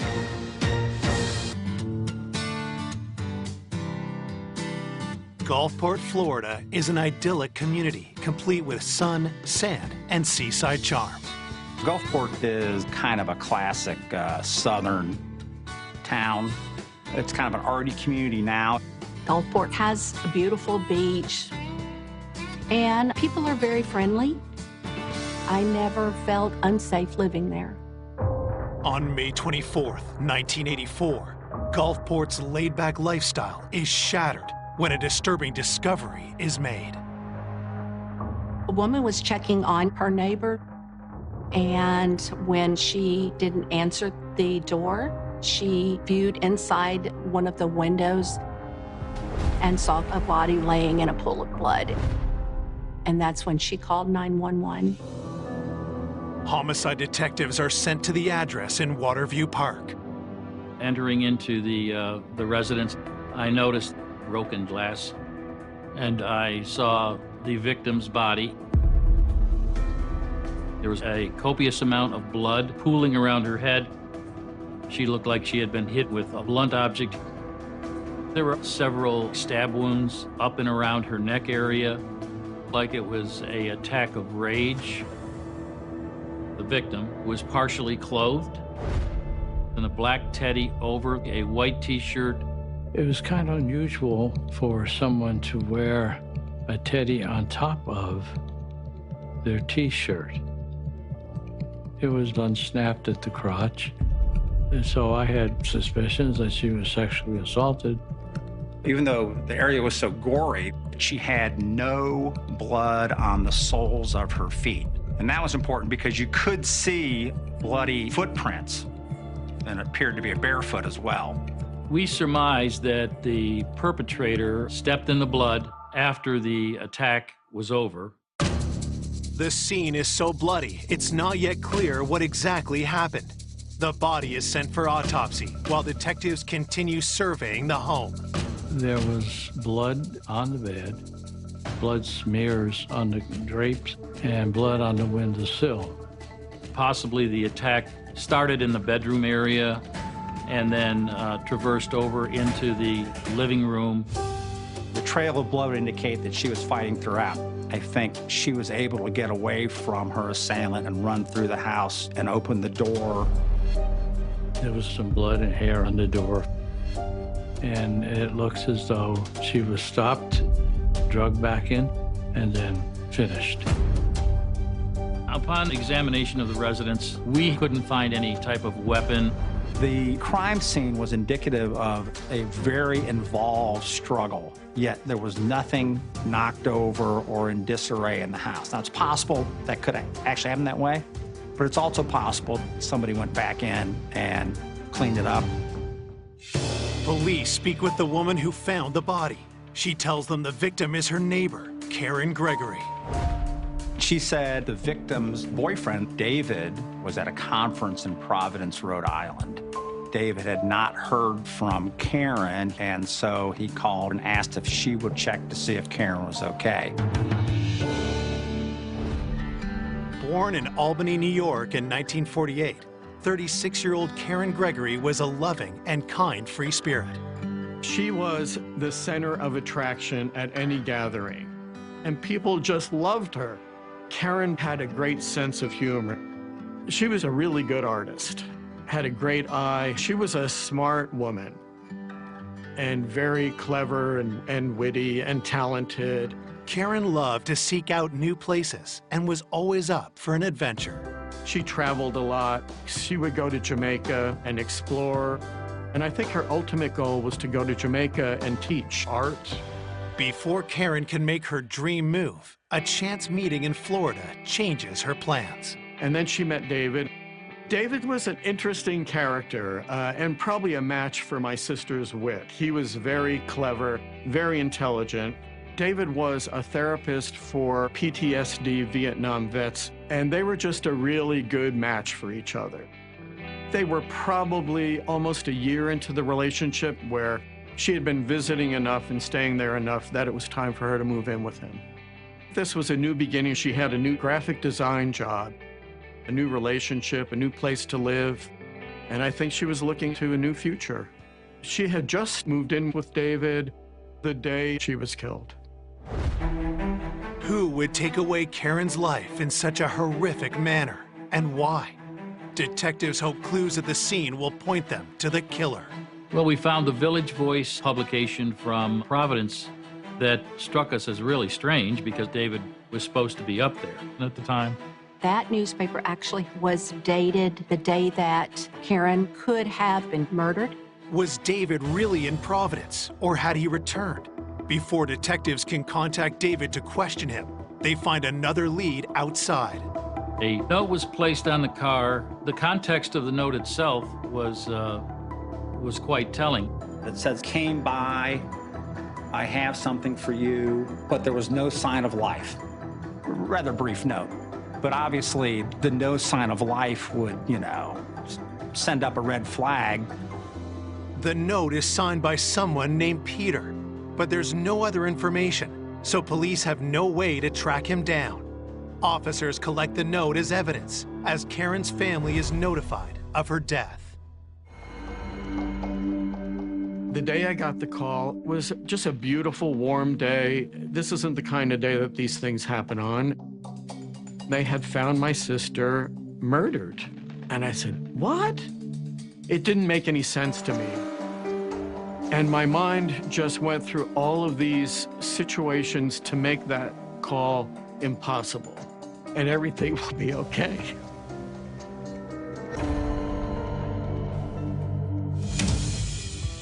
Police ask Karen's brother, Roy, about her relationship with David. Karen's brother indicated that there was a little conflict between Karen and David in that Karen may have had an interest in another individual. In Jamaica, she met a guy, and then she'd stay longer and longer on these trips. I think she was kind of torn maybe between both realities and both futures. We also found out that Karen and David had broken up for a length of time before her death. It wasn't some huge breakup, and she was still moving in, so we assumed everything was going to be worked out. But the weekend she was moving in is the weekend she was killed. The murder was at David's house, and I knew there was a rift there. So I think that added to maybe, well, you just never know. Could he have flown out to Providence and rebooked a flight back to Gulfport, committed the homicide, and then jumped back on a plane? We have to track down David. We felt that something was there behind the scenes, and we needed to find out about it. Coming up, investigators discover a series of suspicious men in Karen's circle. He had been physically abusive to his first wife. He made Karen feel very uncomfortable. And scramble to separate friend from foe. Here we are building on a story really raising red flags for us. He's either protecting somebody or he's just flat out lying. Until finally the awful truth is revealed. It makes me sick to my stomach. No one would have ever thought that this person murdered this woman. A day after 36-year-old Karen Gregory was brutally murdered in her home, police in Gulfport, Florida suspect her boyfriend, David Mackey, could have killed her, and they need to track him down. Detectives found out that David was in Albany and that he had flew there to be with the family for the wake and funeral of Karen. David Mackey seemed to be concerned about Karen, and he wanted to know what was going on. We weren't going to give David the investigative information that we had. He said that he wasn't going to be back in Florida for another 2 weeks. David promises to come down to the station when he is back in town. In the interim, investigators sent officers to canvass Karen's street. Many of the neighbors heard a scream that night. Many got up and looked outside their windows and saw nothing. They didn't know exactly where it came from. Was it kids in a car? I mean, they didn't really know. The time of the scream was around 1 o'clock in the morning. There's some thought the time of death was during the scream. She wasn't discovered until midday the day after that. The head of the neighborhood watch is one of Karen's closest neighbors, and a familiar face detectives can rely on. George Lewis was a Gulfport firefighter, had grown up in Gulfport. All the police officers knew him. George and his wife, Linda, were very good friends with Detective Larry Tossi. Well, having somebody like George to depend on was very, very comforting, in that if something was going on in the neighborhood, he just was that kind of neighborhood watch guy. George said that he was working in his garage, which was across the street from the murder scene. He said he heard a faint scream. He had the radio up loud. He even went out in the street, didn't see anything. But George did see something the day before Karen's body was found. George Lewis described seeing this guy pull up in his car and walk up to the door and then write a note and put it on the windshield of one of the cars. Did George see Peter, the man who wrote that note? He didn't know Peter Clutt. Was certainly something that the police wanted to look into, because that was the only person they're aware of that went to the house during that time frame. The next day, as police are figuring out how to track down Peter, they catch a lucky break. In order to release the remains of the body, Karen's old roommate was asked to identify the victim, and at that time she brought another person with her. And he identified himself. It was Peter Cumble. Investigators bring Peter in to answer some questions. I noticed the scratch on his hand, thinking, maybe it was done by Karen. He noticed me looking at it, so he moved his hand. They asked him about that, and he said that his dog did it. Peter confirms to detectives he is the one who left the note for Karen and says he was at the house around 7:30 p.m. He had been invited to dinner by Karen. They'd known each other for maybe a year. They were both reggae music fans. He was bringing back a music tape, and that's what he was referring to when he said, "I have something of yours." Not having anybody respond to the knock on the door, he just left the note and left. During the interview, he didn't seem very upset. Portraying that he was such a close friend to Karen, it kind of struck me as being, strange. Detectives ask where Peter was when Karen was murdered. Cumble's explanation for where he was that night was he was at home. He did indicate that his roommate could verify that. He answered the questions, and he was amenable to whatever I asked him to do. Peter provides police with his fingerprints and footprints, and while they let him go, detectives will keep an eye on him. We weren't eliminating Peter Cumble from the investigation. 3 days after the murder, police received the medical examiner's report. Karen had dozens of stab wounds on her. And it wasn't until they had cleaned her up they realized that the person slit her throat. Karen was tortured. The time of death was a day and a half before her body was discovered. The report also confirms another disturbing fact. The autopsy determined that a rape was involved.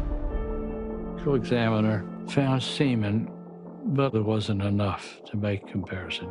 And DNA at that time was in its infancy. Thinking about what she went through, it makes me sick to my stomach. You just can't register it. She didn't have any enemies. Everyone loved her. After 2 weeks out of state, Karen's boyfriend David returns to Florida and is immediately interviewed by detectives. David was still very upset. He said he loved her and they were getting serious with each other, and that she had finally found what she was looking for in life. When detectives reveal they know he and Karen had issues, David brushes it off. He repeated it was all good. They were in love with each other. David claims the last time he saw Karen was the day he flew out of state. Karen had driven David to the airport because he had a conference to attend in Providence. Skeptical, detectives tell David they can place him back at the crime scene. And I said, we found the Village Voice publication from Providence. It was dated the night of the murder here in Gulfport. He indicated to us he had purchased the Providence publication to check on the weather before he had left. He told us it was at the newsstand in Gulfport a couple of days prior to the homicide. We have to look into that. Detectives asked David point blank if he murdered his girlfriend. He became frustrated, in my opinion, that we'd be looking at him instead of spending time looking for the real killer. He was pretty adamant in the fact that he was off doing a conference in Providence and he hadn't gone anywhere. He said, I want to be as much of a help rather than a hindrance as I can. He was also asked to submit foot samples, which he did as well. When asked who might want to kill his girlfriend, David gives a name detectives recognize. David informed us that he felt that Peter Cumble had some kind of an interest in Karen. It became clear that David was trying to blame this on Peter Cumble. Police are investigating the grisly murder of Karen Gregory. Her boyfriend, David Mackey, denies being involved and points detectives towards Peter Cumble, a man police have already questioned and released. In David's mind, he felt that Cumble was someone who had an interest in Karen, like as a potential girlfriend. David wasn't aware of anything about Cumble being invited to dinner and really probably had no real reason to see why Cumble would come by the house while he was gone. He said that Cumble was an acquaintance, but not a close friend. They knew people in the same circles. Peter Cumble was always calling Karen up and that he felt he was going to try to develop a relationship with her, and Karen obviously wouldn't have anything to do with it. David was concerned that Cumble could be involved, and they needed to look at him closely. With nothing concrete to link David to the murder, they let him go. Detectives now need to confirm his claim that Peter had ulterior motives around Karen. When police try to bring Peter in for another interview, they hit a problem. He had left Gulfport right after his first interview. He had went on vacation, and the detectives found that strange, that him being close to Karen Gregory, that he would leave and go on vacation after her death. Without the evidence to compel Peter to return, investigators switch gears and delve deeper into David Mackey's alibi. David had told police he had given a presentation in Providence at 9 a.m. on May 23rd, which would have been 8 hours after Karen was killed. Was it possible for him to have got on a flight, come down, murdered Karen, and got back up to Rhode Island? Detective Sergeant Tossi decided to take flights in the same time frame. I found that he could have committed the murder and get back in time and do his presentation. It would have been tight, but it's possible. Detectives subpoena David's credit card information, but they show no record of David buying any additional flights. David's story about the newspaper also appears to check out. It was discovered that the paper actually comes out 2 days early, and the gentleman remembered selling the paper to David Mackey. David was telling the truth, and his alibi was solid. As weeks pass without an arrest, Karen's friends and family become concerned. not knowing why or who or how this even happened, you're left with all these questions. The grief was too heavy. There was just a lot of weeping for a long time. Just the slightest little memory of her or thought of her, I can weep right now thinking about that. For such a small town, it was a shocking murder. I can only imagine what some of the women that lived alone in that community felt when there is a killer out there and they haven't been caught. A few weeks into the investigation, detectives get a boost when potential suspect Peter Cumble arrives back in town. He looked a little bit disheveled, he looked a little bit shaky, as if he didn't want to be there type of an attitude. Detectives cut to the chase and ask Peter if he killed Karen Gregory. He was completely shocked. Cumble's alibi was he was at home. But with David pointing the finger at Peter, detectives need to follow up. He was pretty adamant in the fact that, you know, he hadn't gone anywhere and the roommate could be his alibi witness. Anybody can say they're home and they're in bed. In the middle of the night, they can go out and do what they want to do. And that's a very shaky and unsubstantiated alibi. We didn't have much to hold him at that point, so he left. Needing something concrete to tie Peter to the murder, investigators hope his footprint sample matches the one found at the scene. There was a partial bloody footprint on the floor. We did send it off to the sheriff's office, and we waited quite a period of time, and then we heard back that they couldn't find any identifying ridges or swirls. It's a big disappointment to me that our sheriff's office couldn't make a match. Detectives refuse to give up. The photograph of the bloody footprint looks mostly like a smear. So it was sent to Washington for the FBI to look at, which was not uncommon practice, especially if you had something that might be difficult for a local person to do. The analysis won't be fast, so investigators go back through everything collected at the scene and find a potential piece of evidence. There was a schematic drawing of a clock. It appeared to have a blood stain on it. Did the murderer bring that with him and leave that there, forgetting about it? Did he get blood on it while this happened? So it looked like a pretty good clue they needed to follow up on. They were able to determine that these were schematics that had been drawn by Stephen Fischler, who was someone that Karen worked with. Detectives send the blood on the drawing in for testing, and when they look into Stephen Fischler, they discover something troubling. We found out from female workers that they felt uncomfortable around him, that he showed the girls pornography, and they took offense. They indicated they were afraid of him. According to one friend, Stephen Fischler made Karen feel very uncomfortable many times. He made unwanted advances. At one time, he gave her a provocative novel that he was writing. Fischler, as far as the way he behaved in the office around women, he was a suspect. We decided that we needed to have an extensive interview with Stephen Fischler.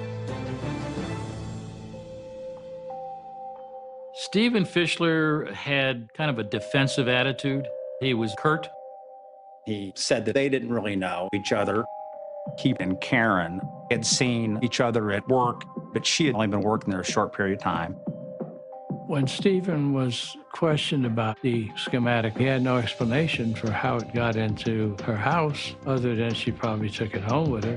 Detectives grill Stephen about his reputation among his coworkers. And he became angry. He says, I had no idea. We asked him if we'd take a polygraph test. He agreed to do that. Stephen didn't really want to answer the questions. He was extremely frustrated. Just when investigators think they won't get anything out of him, Stephen says something truly shocking. During the polygraph, he blurted out, "Okay, I did it." Everybody thought, well, heck, this guy is confessing. 2 months after Karen Gregory is viciously slaughtered in her home, her coworker Stephen Fischler has just confessed to police. It was unexpected. Was he really telling the truth? Police immediately begin to press Stephen for details behind his confession. We determined that after talking with Stephen, that he blurted out, "Okay, I did it," just out of frustration. He was angry because he was being accused of this murder. And that was just his personality and his temperament. Stephen retracts his confession and proceeds with the polygraph. He passed the polygraph. It showed no deception indicated. The result was totally unexpected to us. It basically cleared Fischler. But Stephen's not off the suspect list just yet. He refuses to provide a footprint sample, so police must wait for the results from the schematic drawing to see if any foreign blood is detected. In this case, the blood was clearly all her blood, and it wasn't Stephen Fischler's. There was a lot of frustration. They had kind of hit a dead end. Running out of suspects, investigators switch up their approach and put together a behavioral analysis profile of the killer. You're trying to look at, what causes people to do what they might do. It wasn't your general whodunit. Whomever the attacker was extremely disturbed. He was the type of individual that had various fantasies, sexual fantasies, which drove him to commit the murder of Karen Gregory. Maybe this was a serial killer, which kind of fits into that whole psychological pattern to some degree. It was probably the most difficult case that I had to deal with. 5 months down the road from the homicide, I just couldn't let the case go, couldn't put it on the shelf. For Karen's family, coping with the reality that her killer may never be found is overwhelming. We kind of thought they're never going to solve this, which was just alarming to us. And that's another whole kind of pain that was a nightmare. She was a sweet, wonderful young woman. And the killer was a brute, who butchered her.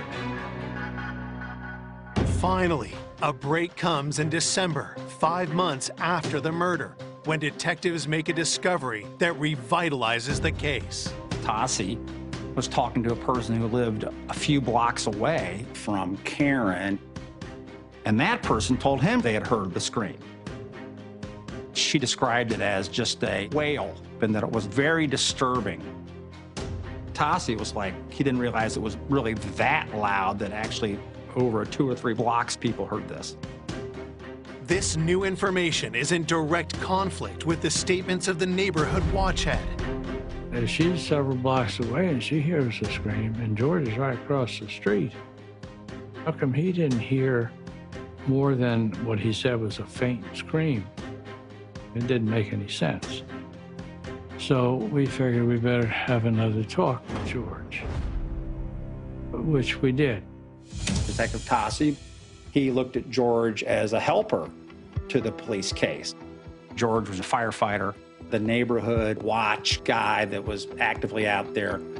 When we went over his story, he indicated that he had heard the scream, that he walked to the edge of his driveway, looked around and didn't see anything. Now, George adds a new detail to his account. Now he sees somebody on the lawn under the big oak tree. This story was quite a surprise. Why didn't he report it? Why didn't he call? He didn't really know what to say. I think in many ways he sounded nervous. George describes the person he saw the night of the murder. He said he was like 6'4" and had red sandy hair. He was a big, strong-looking guy. It was certainly something that the police wanted to look into. Armed with the new information, detectives try to track down this mysterious man.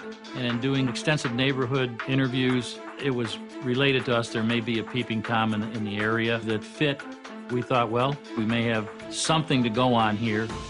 I interviewed one person, and she said that she had a peeping Tom at her window. And when she noticed him, he took off. Could the peeping Tom be the killer police have been looking for? Investigators show George pictures of possible prowlers. He couldn't identify any of them. So the mystery man in the lawn remained unidentified.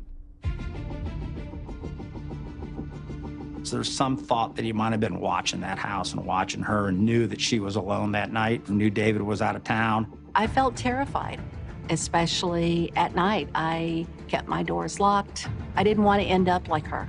Detectives find another woman in the neighborhood who recently saw the prowler. There was a creepy guy just watching her for some unknown reason. She caught him peeping in the window and he took off. The woman recognized the man. When she tells police his name, they're stunned. It was a big surprise. Detectives hunting for Karen Gregory's killer learn there's a prowler stalking the women of Gulfport, Florida. Could the offender be one and the same?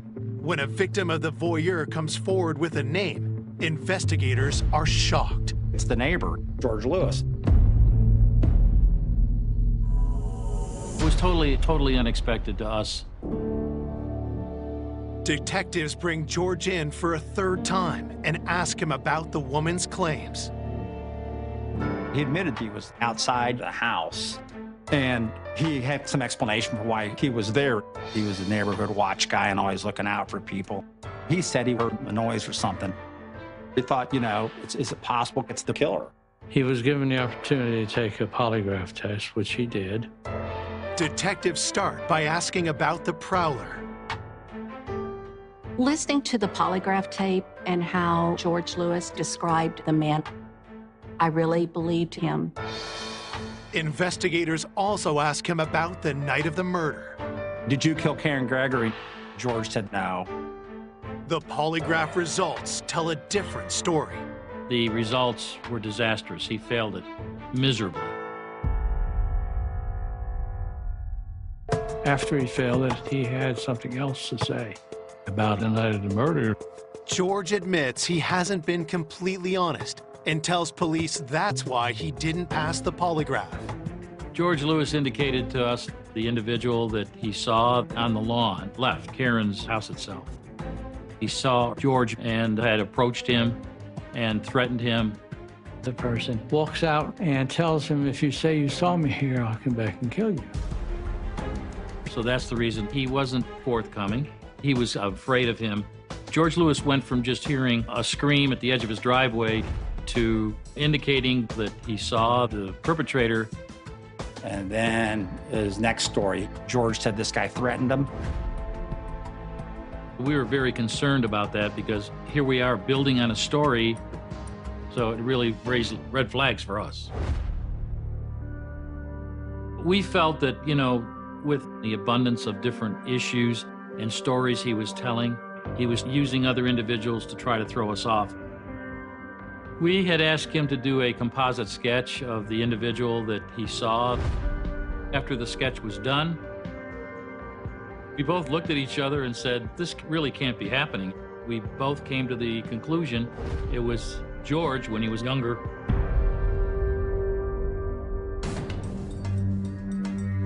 I think he thought the police had a witness who saw somebody in Karen's yard.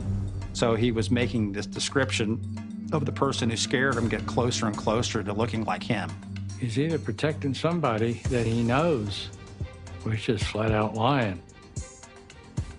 We have to look at George a little closer.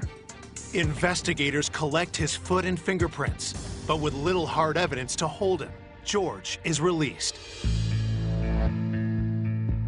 Detectives take a deep dive into George's past and make some disturbing discoveries. He had been physically abusive to his first wife. According to her, there were times when he had been violent with her. He had choked her. The crime itself shows some pretty deep-seated violence towards women, and I think there was aspects in his background where you could see that. George had gotten into a swingers club. That was a part of George I never really saw, you know, or never knew. He's never said anything like that to me. So that was kind of surprising, but things were building up with him and his behavior. It appears George developed a troubling fascination with Karen before she had even moved in. One of George's friends told me that Karen was visiting over at David's house. Karen had come out in a bikini, And he made some comment about liking to have an orgy with her. Got aroused.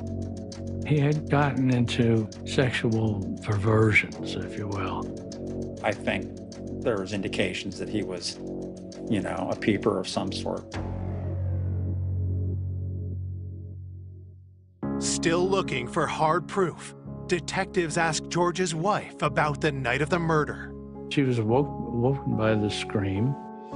After just a few minutes, George came in from the garage. The killer would have been covered in blood, but George wasn't. When you sit back and you look at these things, because you say to yourself, oh, well, maybe he really didn't do it. Maybe his story makes sense. Or maybe he's covering up for somebody that did do it, you know what I mean? And so now it's, you know, where do we go from here? At that time, we didn't have, you know, DNA. The only thing that could tie itself into the case was the footprints. Detectives are still waiting for those results. It was getting extremely, extremely frustrating for the team. And then the months just went by, you know, nothing happened.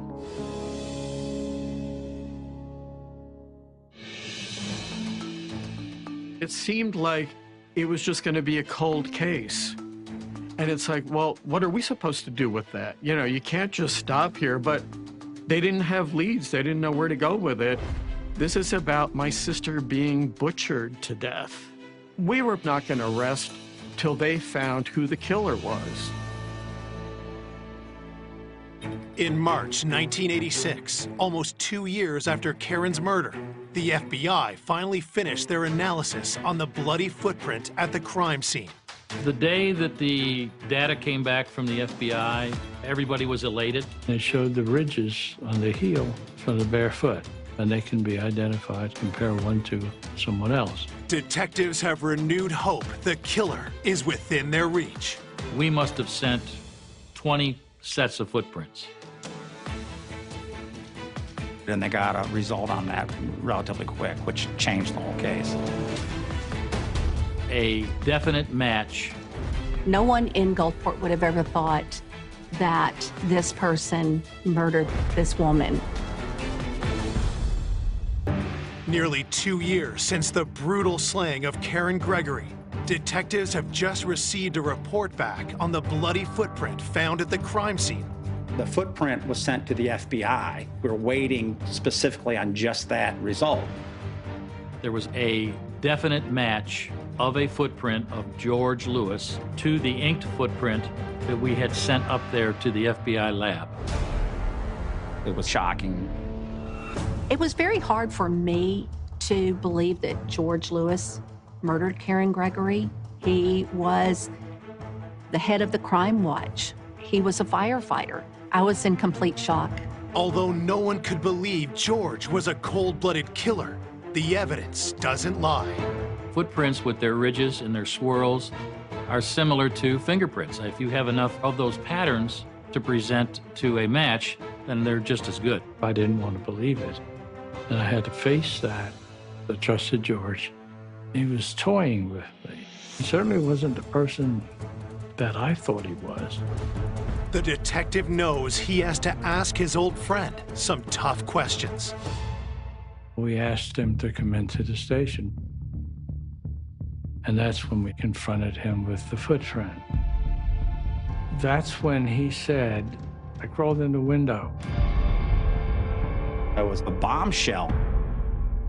Now here's a whole new story where he's absolutely in the house. He indicated that he had heard the scream.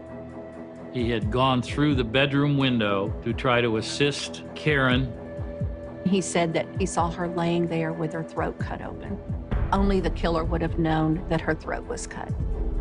He said he had stepped in the blood to assist her or help her, and then he had exited out through the bedroom window. His explanations didn't make sense. If you assume that his story is true, that he was threatened by this person in the yard and was too scared to do anything about it, then why would he go into the house? Why didn't he call police at that time? His story is BS. But the nail in the coffin, of course, was the footprint. Investigators also talked to George's wife again, and they learned he would have had time to clean up after the crime. His wife had been very defensive of him. Then she changed the story. George was gone for the longest time, she said, 20 minutes or more. We don't have to prove motive. We felt we had enough probable cause then to make an arrest. I had mixed feelings. I was sorry it was George, but yet I was a little upset that he just led us on. Nearly 2 years after Karen's brutal murder, on March 15th, 1986, George is charged with first-degree murder and sexual battery. It was a huge relief that they had finally found someone, but it was a shock, just a shock, and still no reason why would a neighbor do this. I think in looking at him, it was pretty clear that he had a fairly misogynistic view towards women. He thought she might be an easy mark or an easy target. At trial, investigators put forward their theory about how the murder unfolded.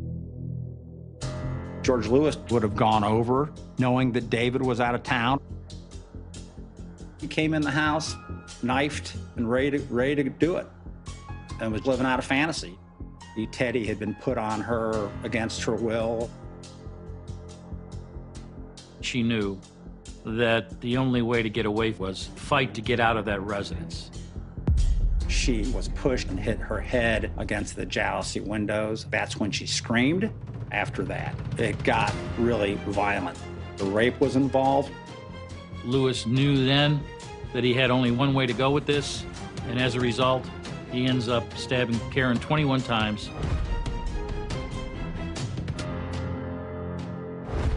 George Lewis maintains his innocence, but a jury convicts him, and he is sentenced to life without the possibility of parole. No one ever really wants to believe that someone that is there to protect and to serve could do something so horrible. This was really unexpected that he was the killer. That didn't seem like who I would expect a firefighter to be, and certainly not the neighborhood watch guy. Although maybe he was watching for opportunities. I was relieved we could actually get justice for Karen and all the people who loved her. There was a little bit of justice in knowing he was in jail. My sister probably would have forgiven him. That's the kind of person she was. It's funny sitting here now. She was alive for as many years as she's now been gone. She never lived, we never got to know who she'd be as an old lady. She was just full of life and ideas and fun and humor. I have her ring on right now that she made for me. I'd never heard anybody say a wrong word about her. Didn't seem to me like she's got any enemies in the world. Cheshire Fire and Rescue received a call of multiple fires at the property. News of a devastating fire in the Cheshire countryside. Once those fires had died down, there was no sign of her. Where is the owner, and are they safe?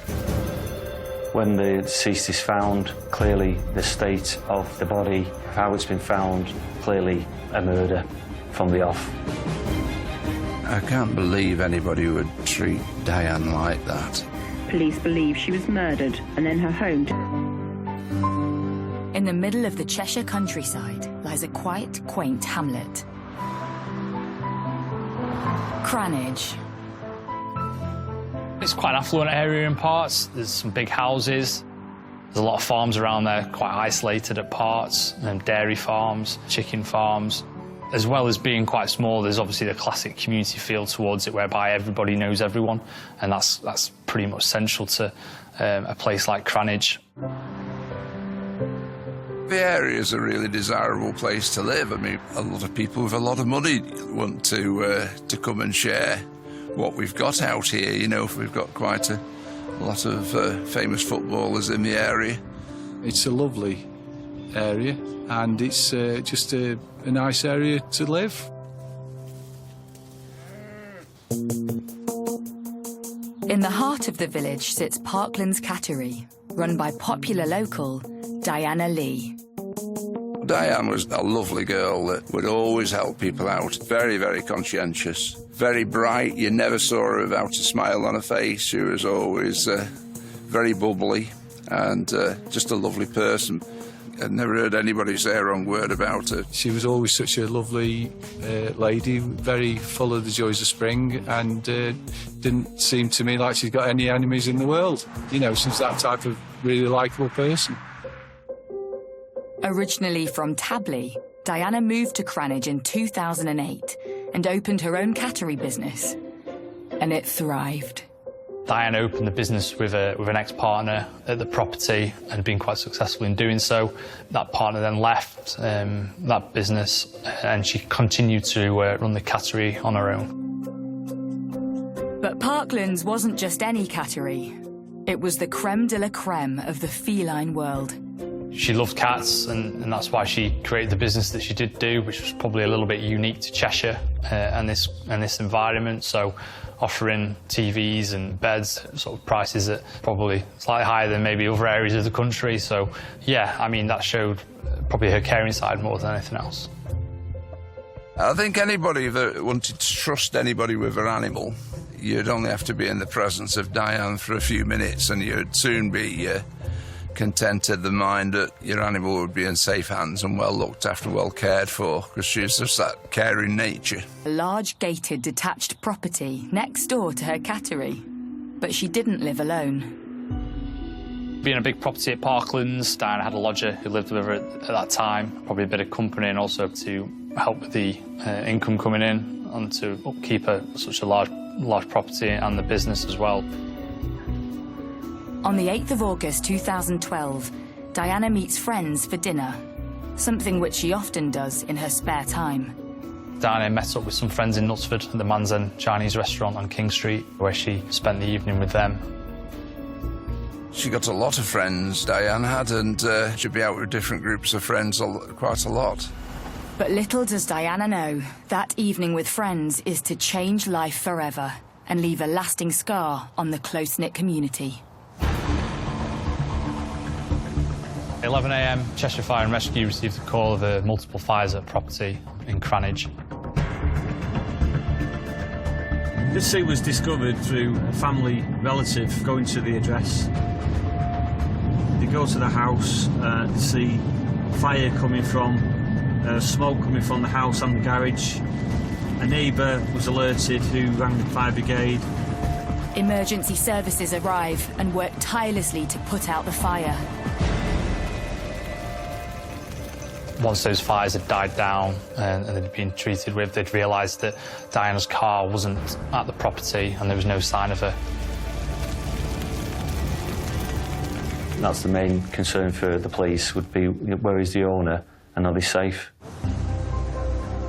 The police have got a report of a fire. You've got a relative who's turned up who can't find the owner.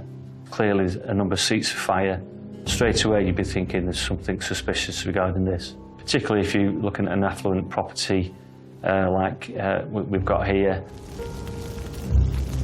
The fire experts are going to be looking at whether it's a deliberately set fire, whether it appears to be an electrical fire, whether it's potentially a chip pan that's gone over, and as soon as the idea that a fire has been deliberately set, everyone's mind goes into very suspicious.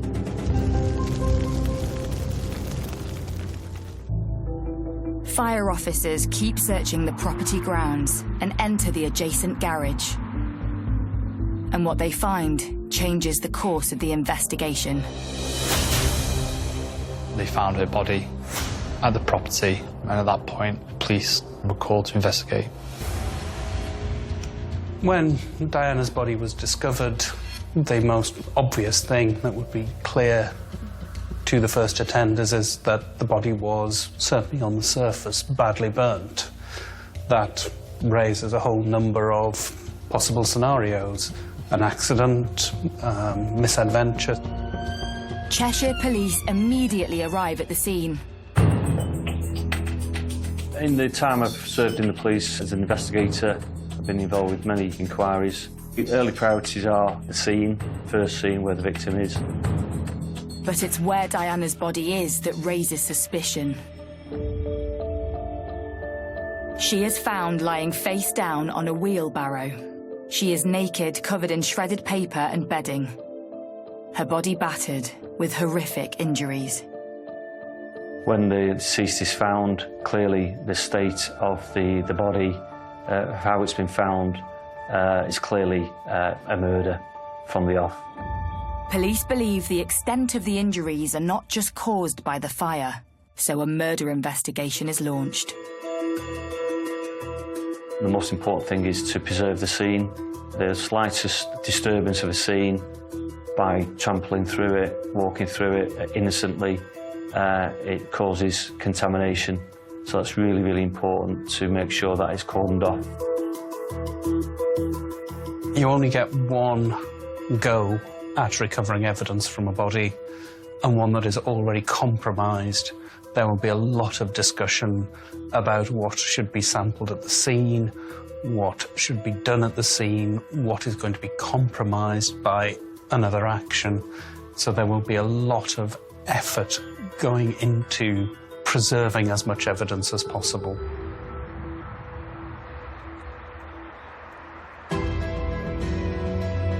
News of the shocking crime spreads quickly through the close-knit community. I can't believe anybody would treat Diane like that and do so much harm. It just seems horrendous. I just can't comprehend it.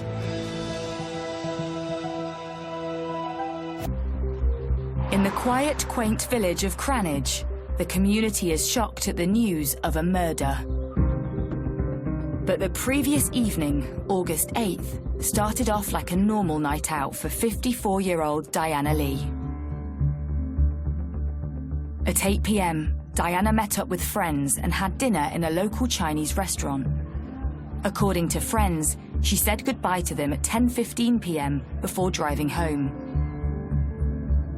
Early the following morning, Diana sent a text to a friend. Diana's phone records on the morning of her death showed that she'd texted a friend saying she wasn't feeling very well, she's feeling sick, and that she'd like her to collect a cat later in the day. But just a few hours later, her property was engulfed in flames. Fire brigade and the police attend, and they find the horrible scene in the garage of the victim. She was found dead in her home, and police had opened a murder investigation. News of the horrific attack quickly spreads.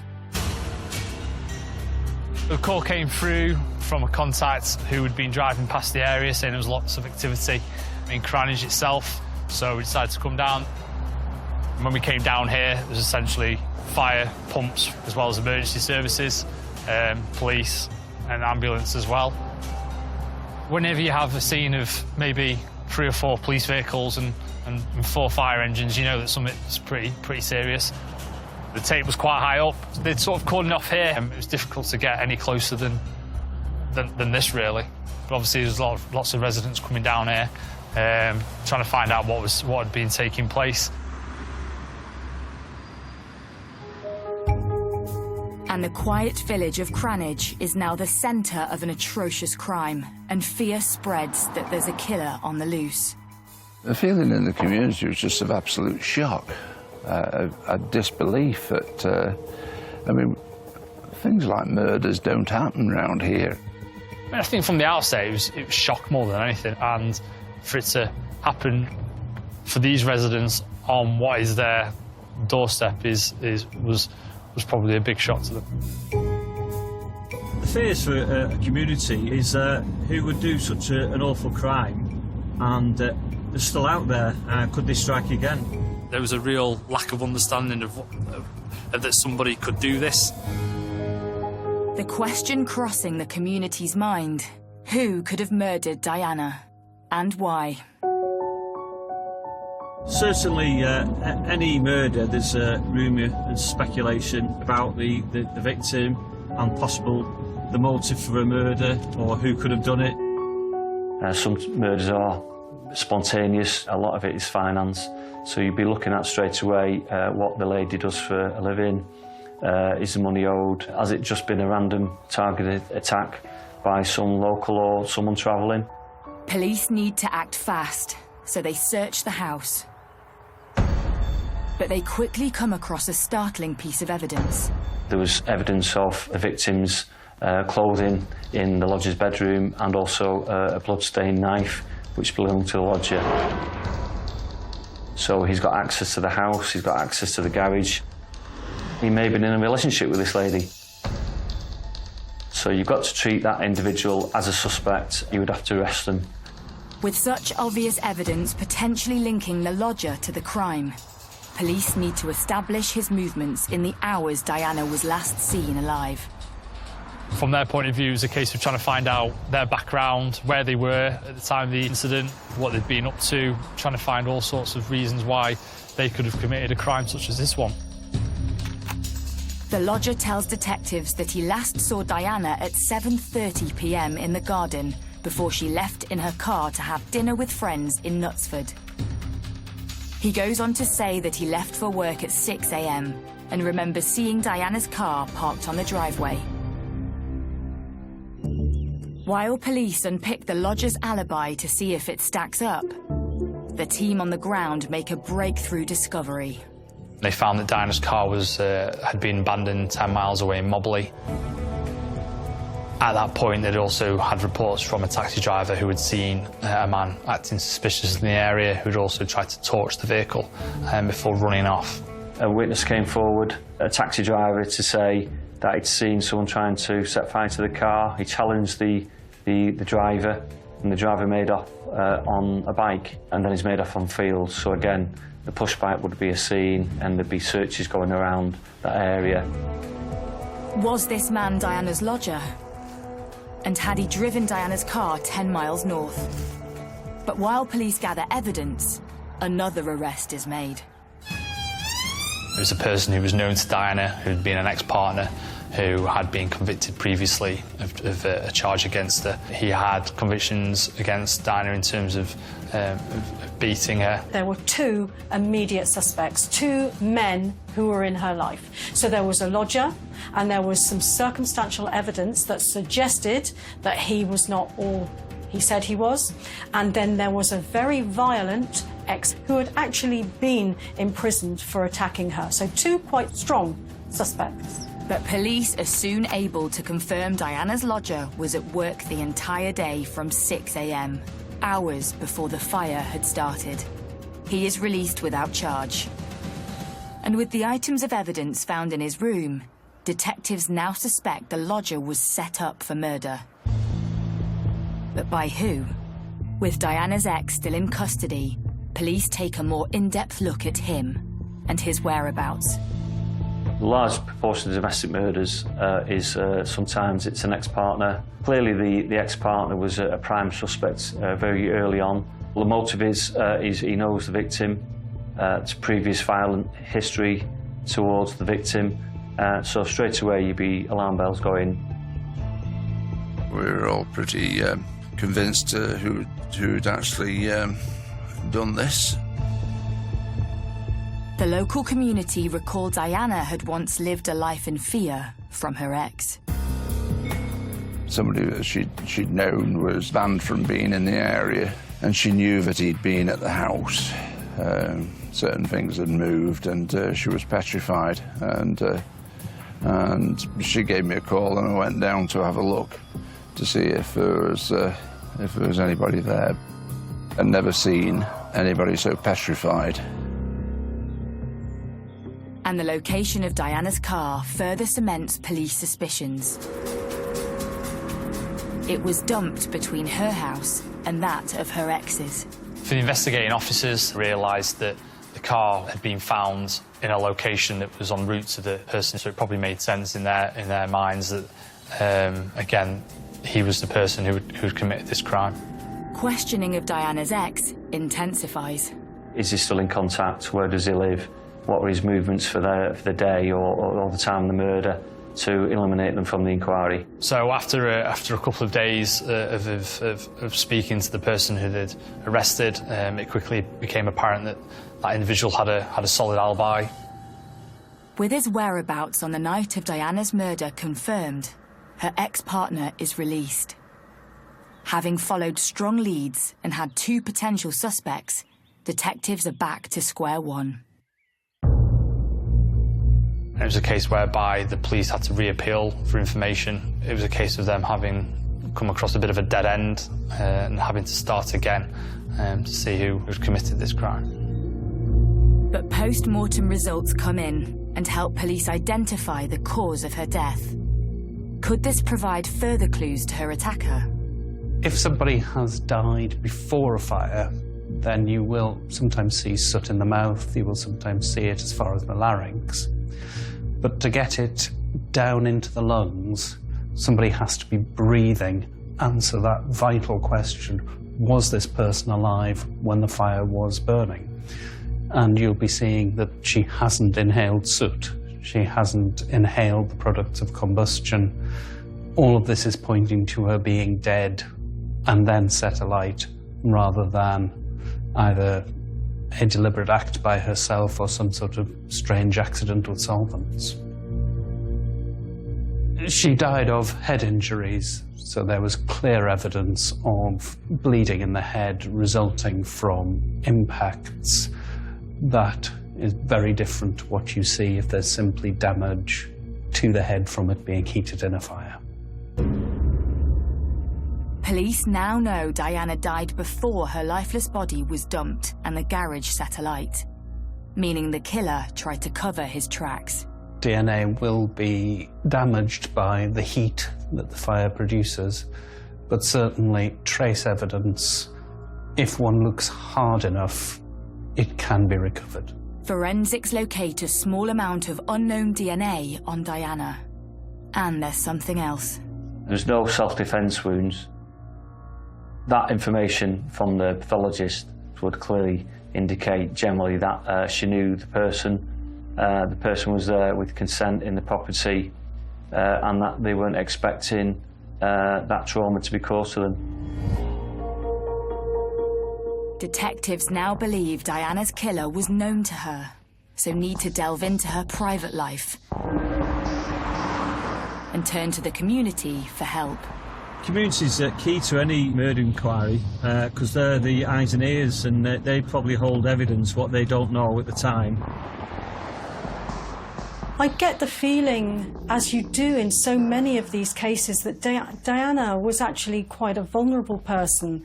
She was living alone. She was probably fairly happy, having come out of an abusive and violent relationship. She was building things up again.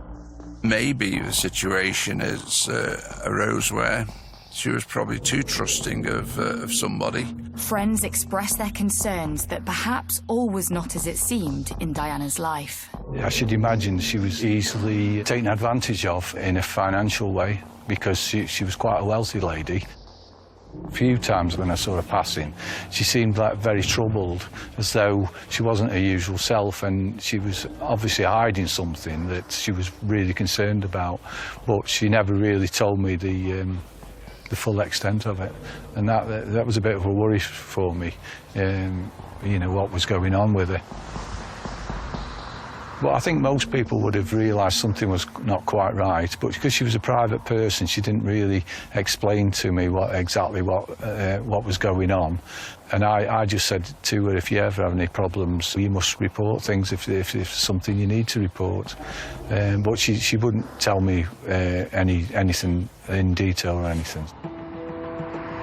With those close to Diana unable to shed light on her private life, the investigation intensifies, and police expand their search, trawling through local businesses and residential CCTV on the night Diana was last seen alive. CCTV is huge on any major incident and murder inquiry, whether it's from the local council's CCTV, the police ANPR cameras, and then people's own CCTV from shops, businesses and private CCTV. A lot of the houses in this area all of their own CCTV. And if you get a fleeting glance of a vehicle or a person, that is key to an inquiry to identify people who have been at the scene. So for the police officers investigating this case, they had a bit of a break when they found the CCTV footage on King Street of Diana leaving the restaurant, but at the same time they were left slightly puzzled by her movements, which were caught on an ANPR camera, which saw her headed away from her home address in Cranage and towards the Altrincham area of Greater Manchester. What the police couldn't account for is about 45 minutes in between her leaving her friends and arriving home. So that gap in time was something that the police really needed to find out. Where was she going? Who was she seeing? Who was she meeting? That 45 minutes for the police would have been absolutely crucial because nobody could explain where she'd gone, so there was something in Diana's life that the police didn't know about. With this latest piece of information, police looked closely at Diana's phone records and noticed something suspicious. So as the officers trawled through Diana's phone records, they found a number that she'd been communicating with on a regular occurrence, but had stopped doing so in January of that year. Is another suspect in their sights? That number belonged to a David Ryan, who lived in Hale in Greater Manchester. It's been several weeks since local Diana Lee was found murdered in her home in Cranage.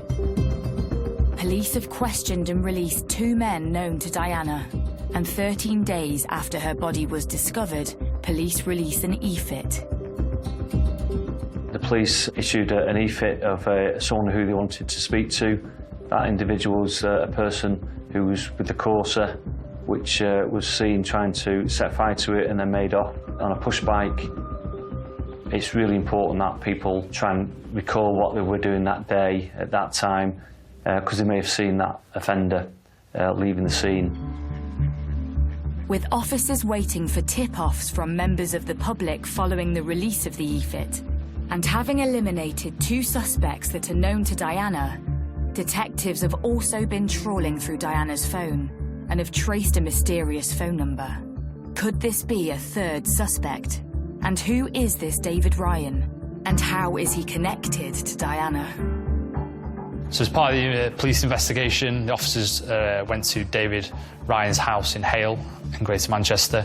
They asked him how he knew Diana. He said in 2010 he had met her at a dancing club in nearby Bowden.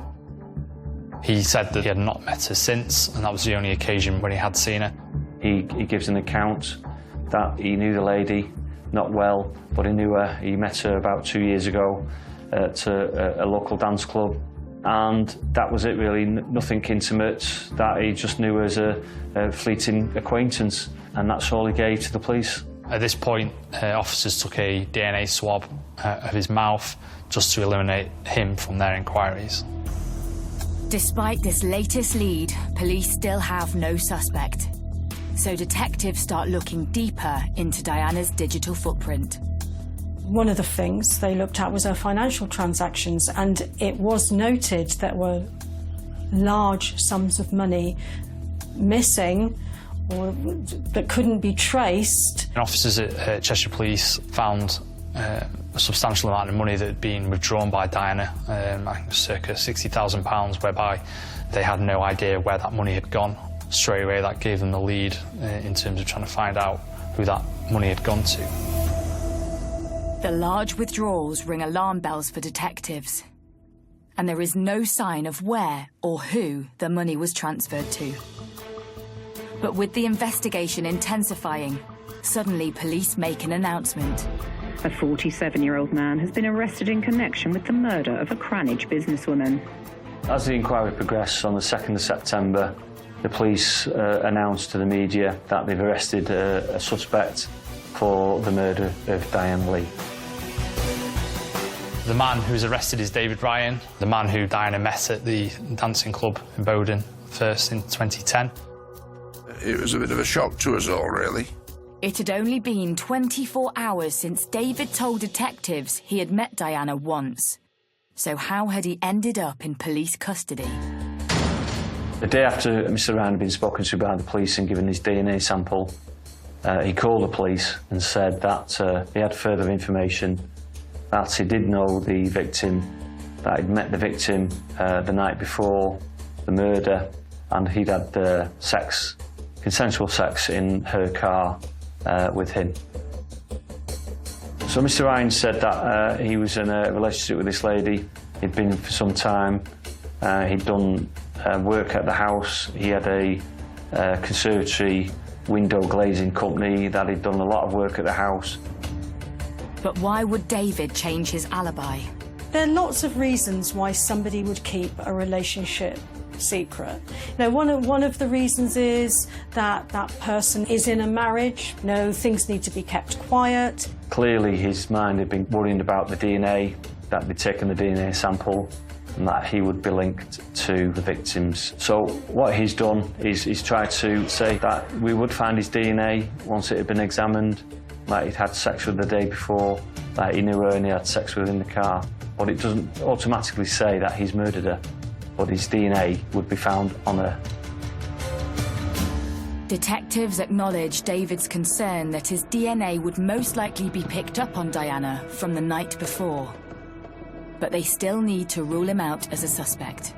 So the police will be doing a lot of work around this new suspect whilst he's in custody, of his background. The background showed that he was a failed businessman. He spent lots of money. He liked spending money. He was buying stuff, exotic items for himself, for his family.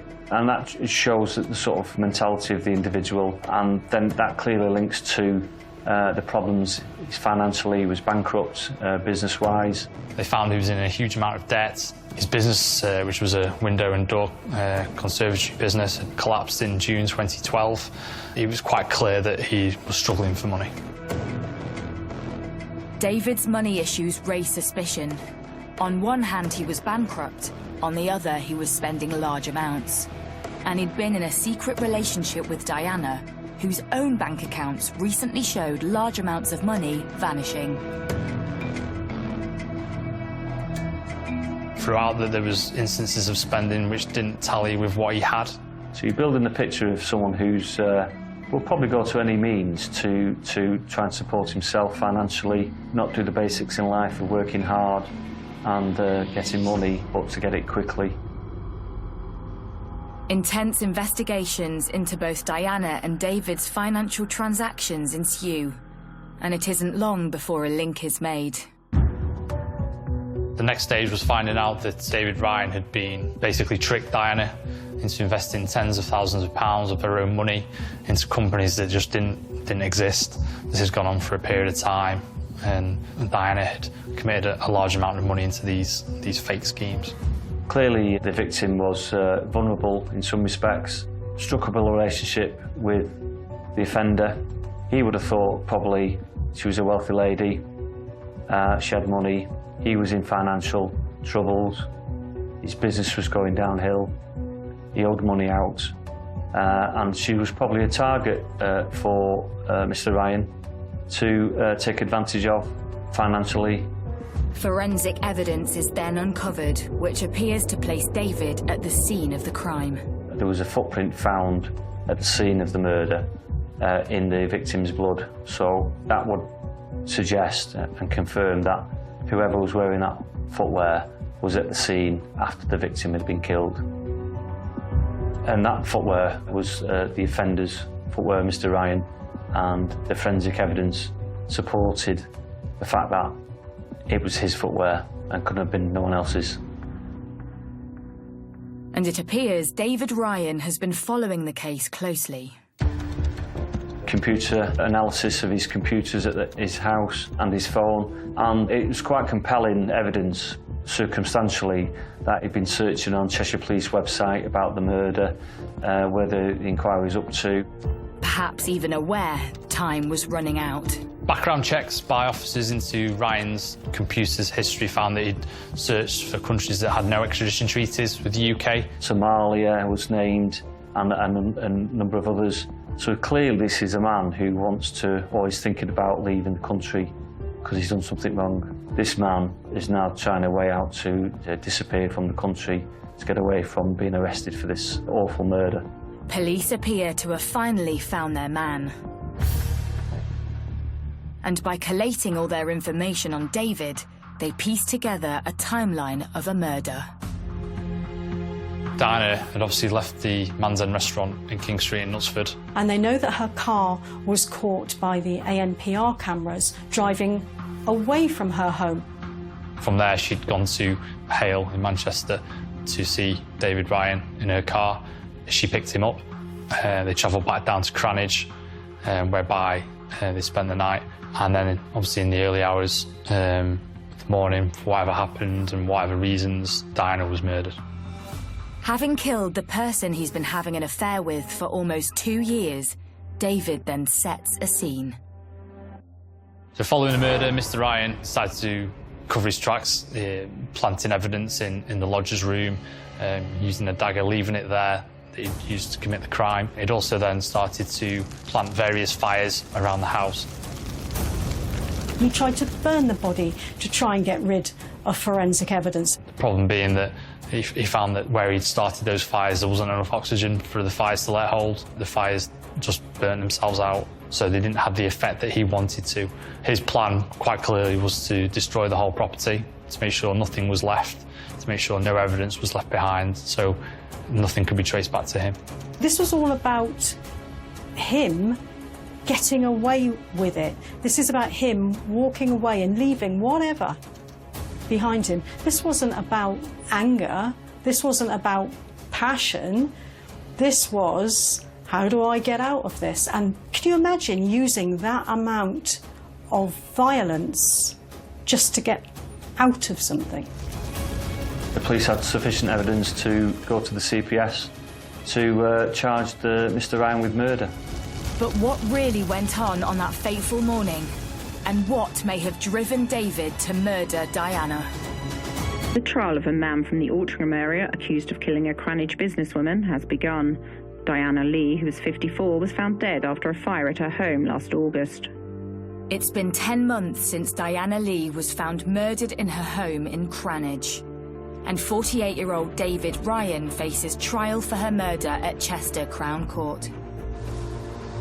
Heading into the trial for this crime, I would clearly be concerned of all the evidence we've got. Have we got sufficient evidence to convict him beyond all reasonable doubt for a jury to believe the prosecution case and it's watertight? The last thing you want to do is go to a trial and there be some error or some process we haven't done.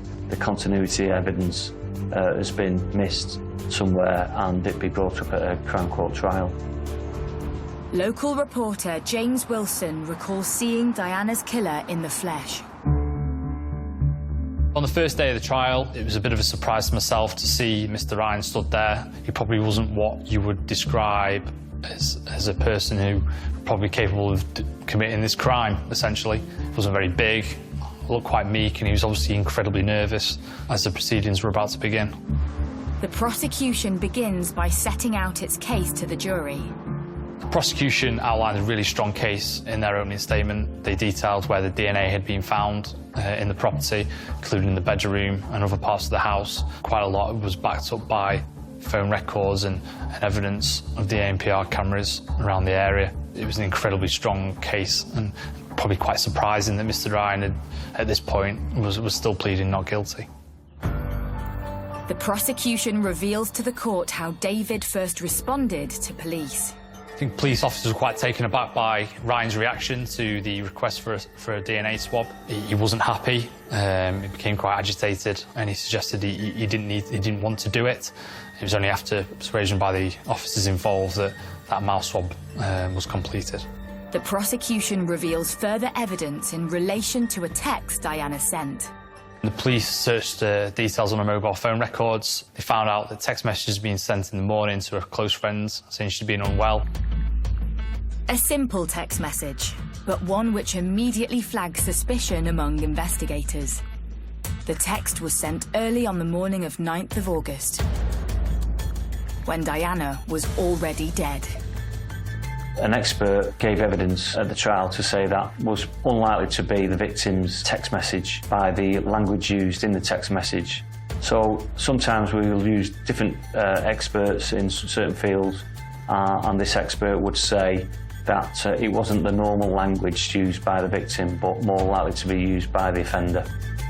A linguistics expert tells the court that the style of the text message did not match Diana's typical style, but it did match David Ryan's. Despite hearing evidence linking David Ryan to the murder, the court hears he has no previous convictions. So what would lead him to commit such an atrocious crime? But as the trial unfolds, more information comes to light, hinting at a potential motive.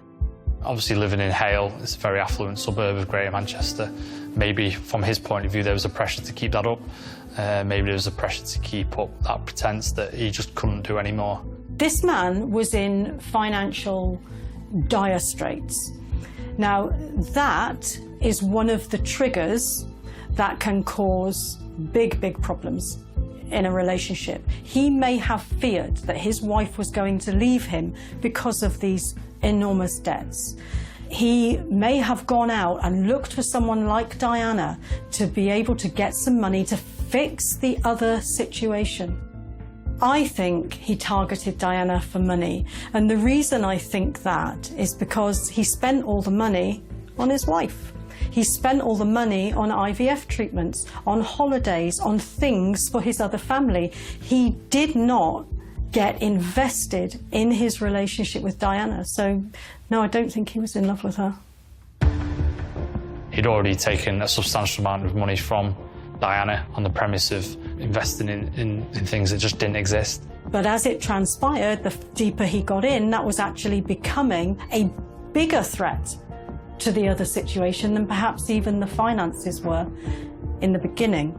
Somewhere along the line, this man is living a lie. He's married, he's got a child, he's been in another relationship with someone secretly, and unfortunately, all these things come to an end somewhere along the line. And in these circumstances, I would have thought in relation to the victim, she's gone to his house the night before the murder. She's collected him in her car, brought him back to her house.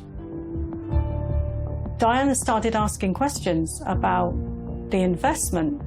You know, the money that she'd given him, where was it? How was it doing? Was she going to get any back? She wasn't a rich woman. She couldn't just chuck this money away and think, oh, well, you win some, you lose some. And I think that he was under increasing pressure from her. She was going to possibly tell someone, tell their wife, or go to the police to say, he's targeted me. So was David trying to protect his wife from finding out about his affair and his conning Diana out of money? And there's a stage where there's a trigger. He was more worried about his wife finding out and her maybe leaving him. He wants to protect the relationship with his wife, but we can't simplistically say that that is because he's so in love with his wife. It is far more likely that he gets his entire identity from the relationship he has with his wife. And if you took that away from him, you'd be taking everything. After a grueling 7-week trial at Chester Crown Court, the jury returns its verdict. David Ryan is found guilty of Diana Lee's murder. Conman David Ryan killed his wealthy lover after cheating her out of £60,000. Today, a jury in Chester found him guilty of murder. He is sentenced to 34 years in prison. There were shouts from the gallery from people connected to Diana who were obviously incredibly emotional at that time, hearing what they wanted to hear. Mr. Ryan was again pretty much motionless throughout this reading. There was no real reaction from him. I think probably he expected this verdict to come out, and again, he probably wasn't surprised deep down because he knew that he'd done this incredibly bad crime.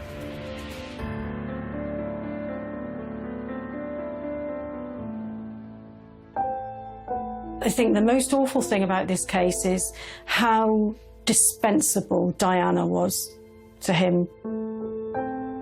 We all know she's a really, really lovely person. There's the lodger, who he doesn't know very well, but he's quite happy for both of those people to take the fall to protect his life.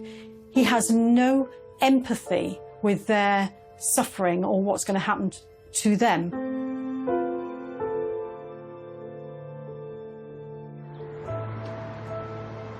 With David now behind bars, the local community look back and think why Diana, a successful and popular business owner, might have let a criminal into her life. Diana didn't behave strangely when she gave the money to Ryan. She behaved in a way that any of us would have behaved in similar circumstances with the same information. She didn't hand over money to a person who she thought was dodgy or that she didn't like. She was taken in by him. She may have been lonely. She cared about him. She trusted him.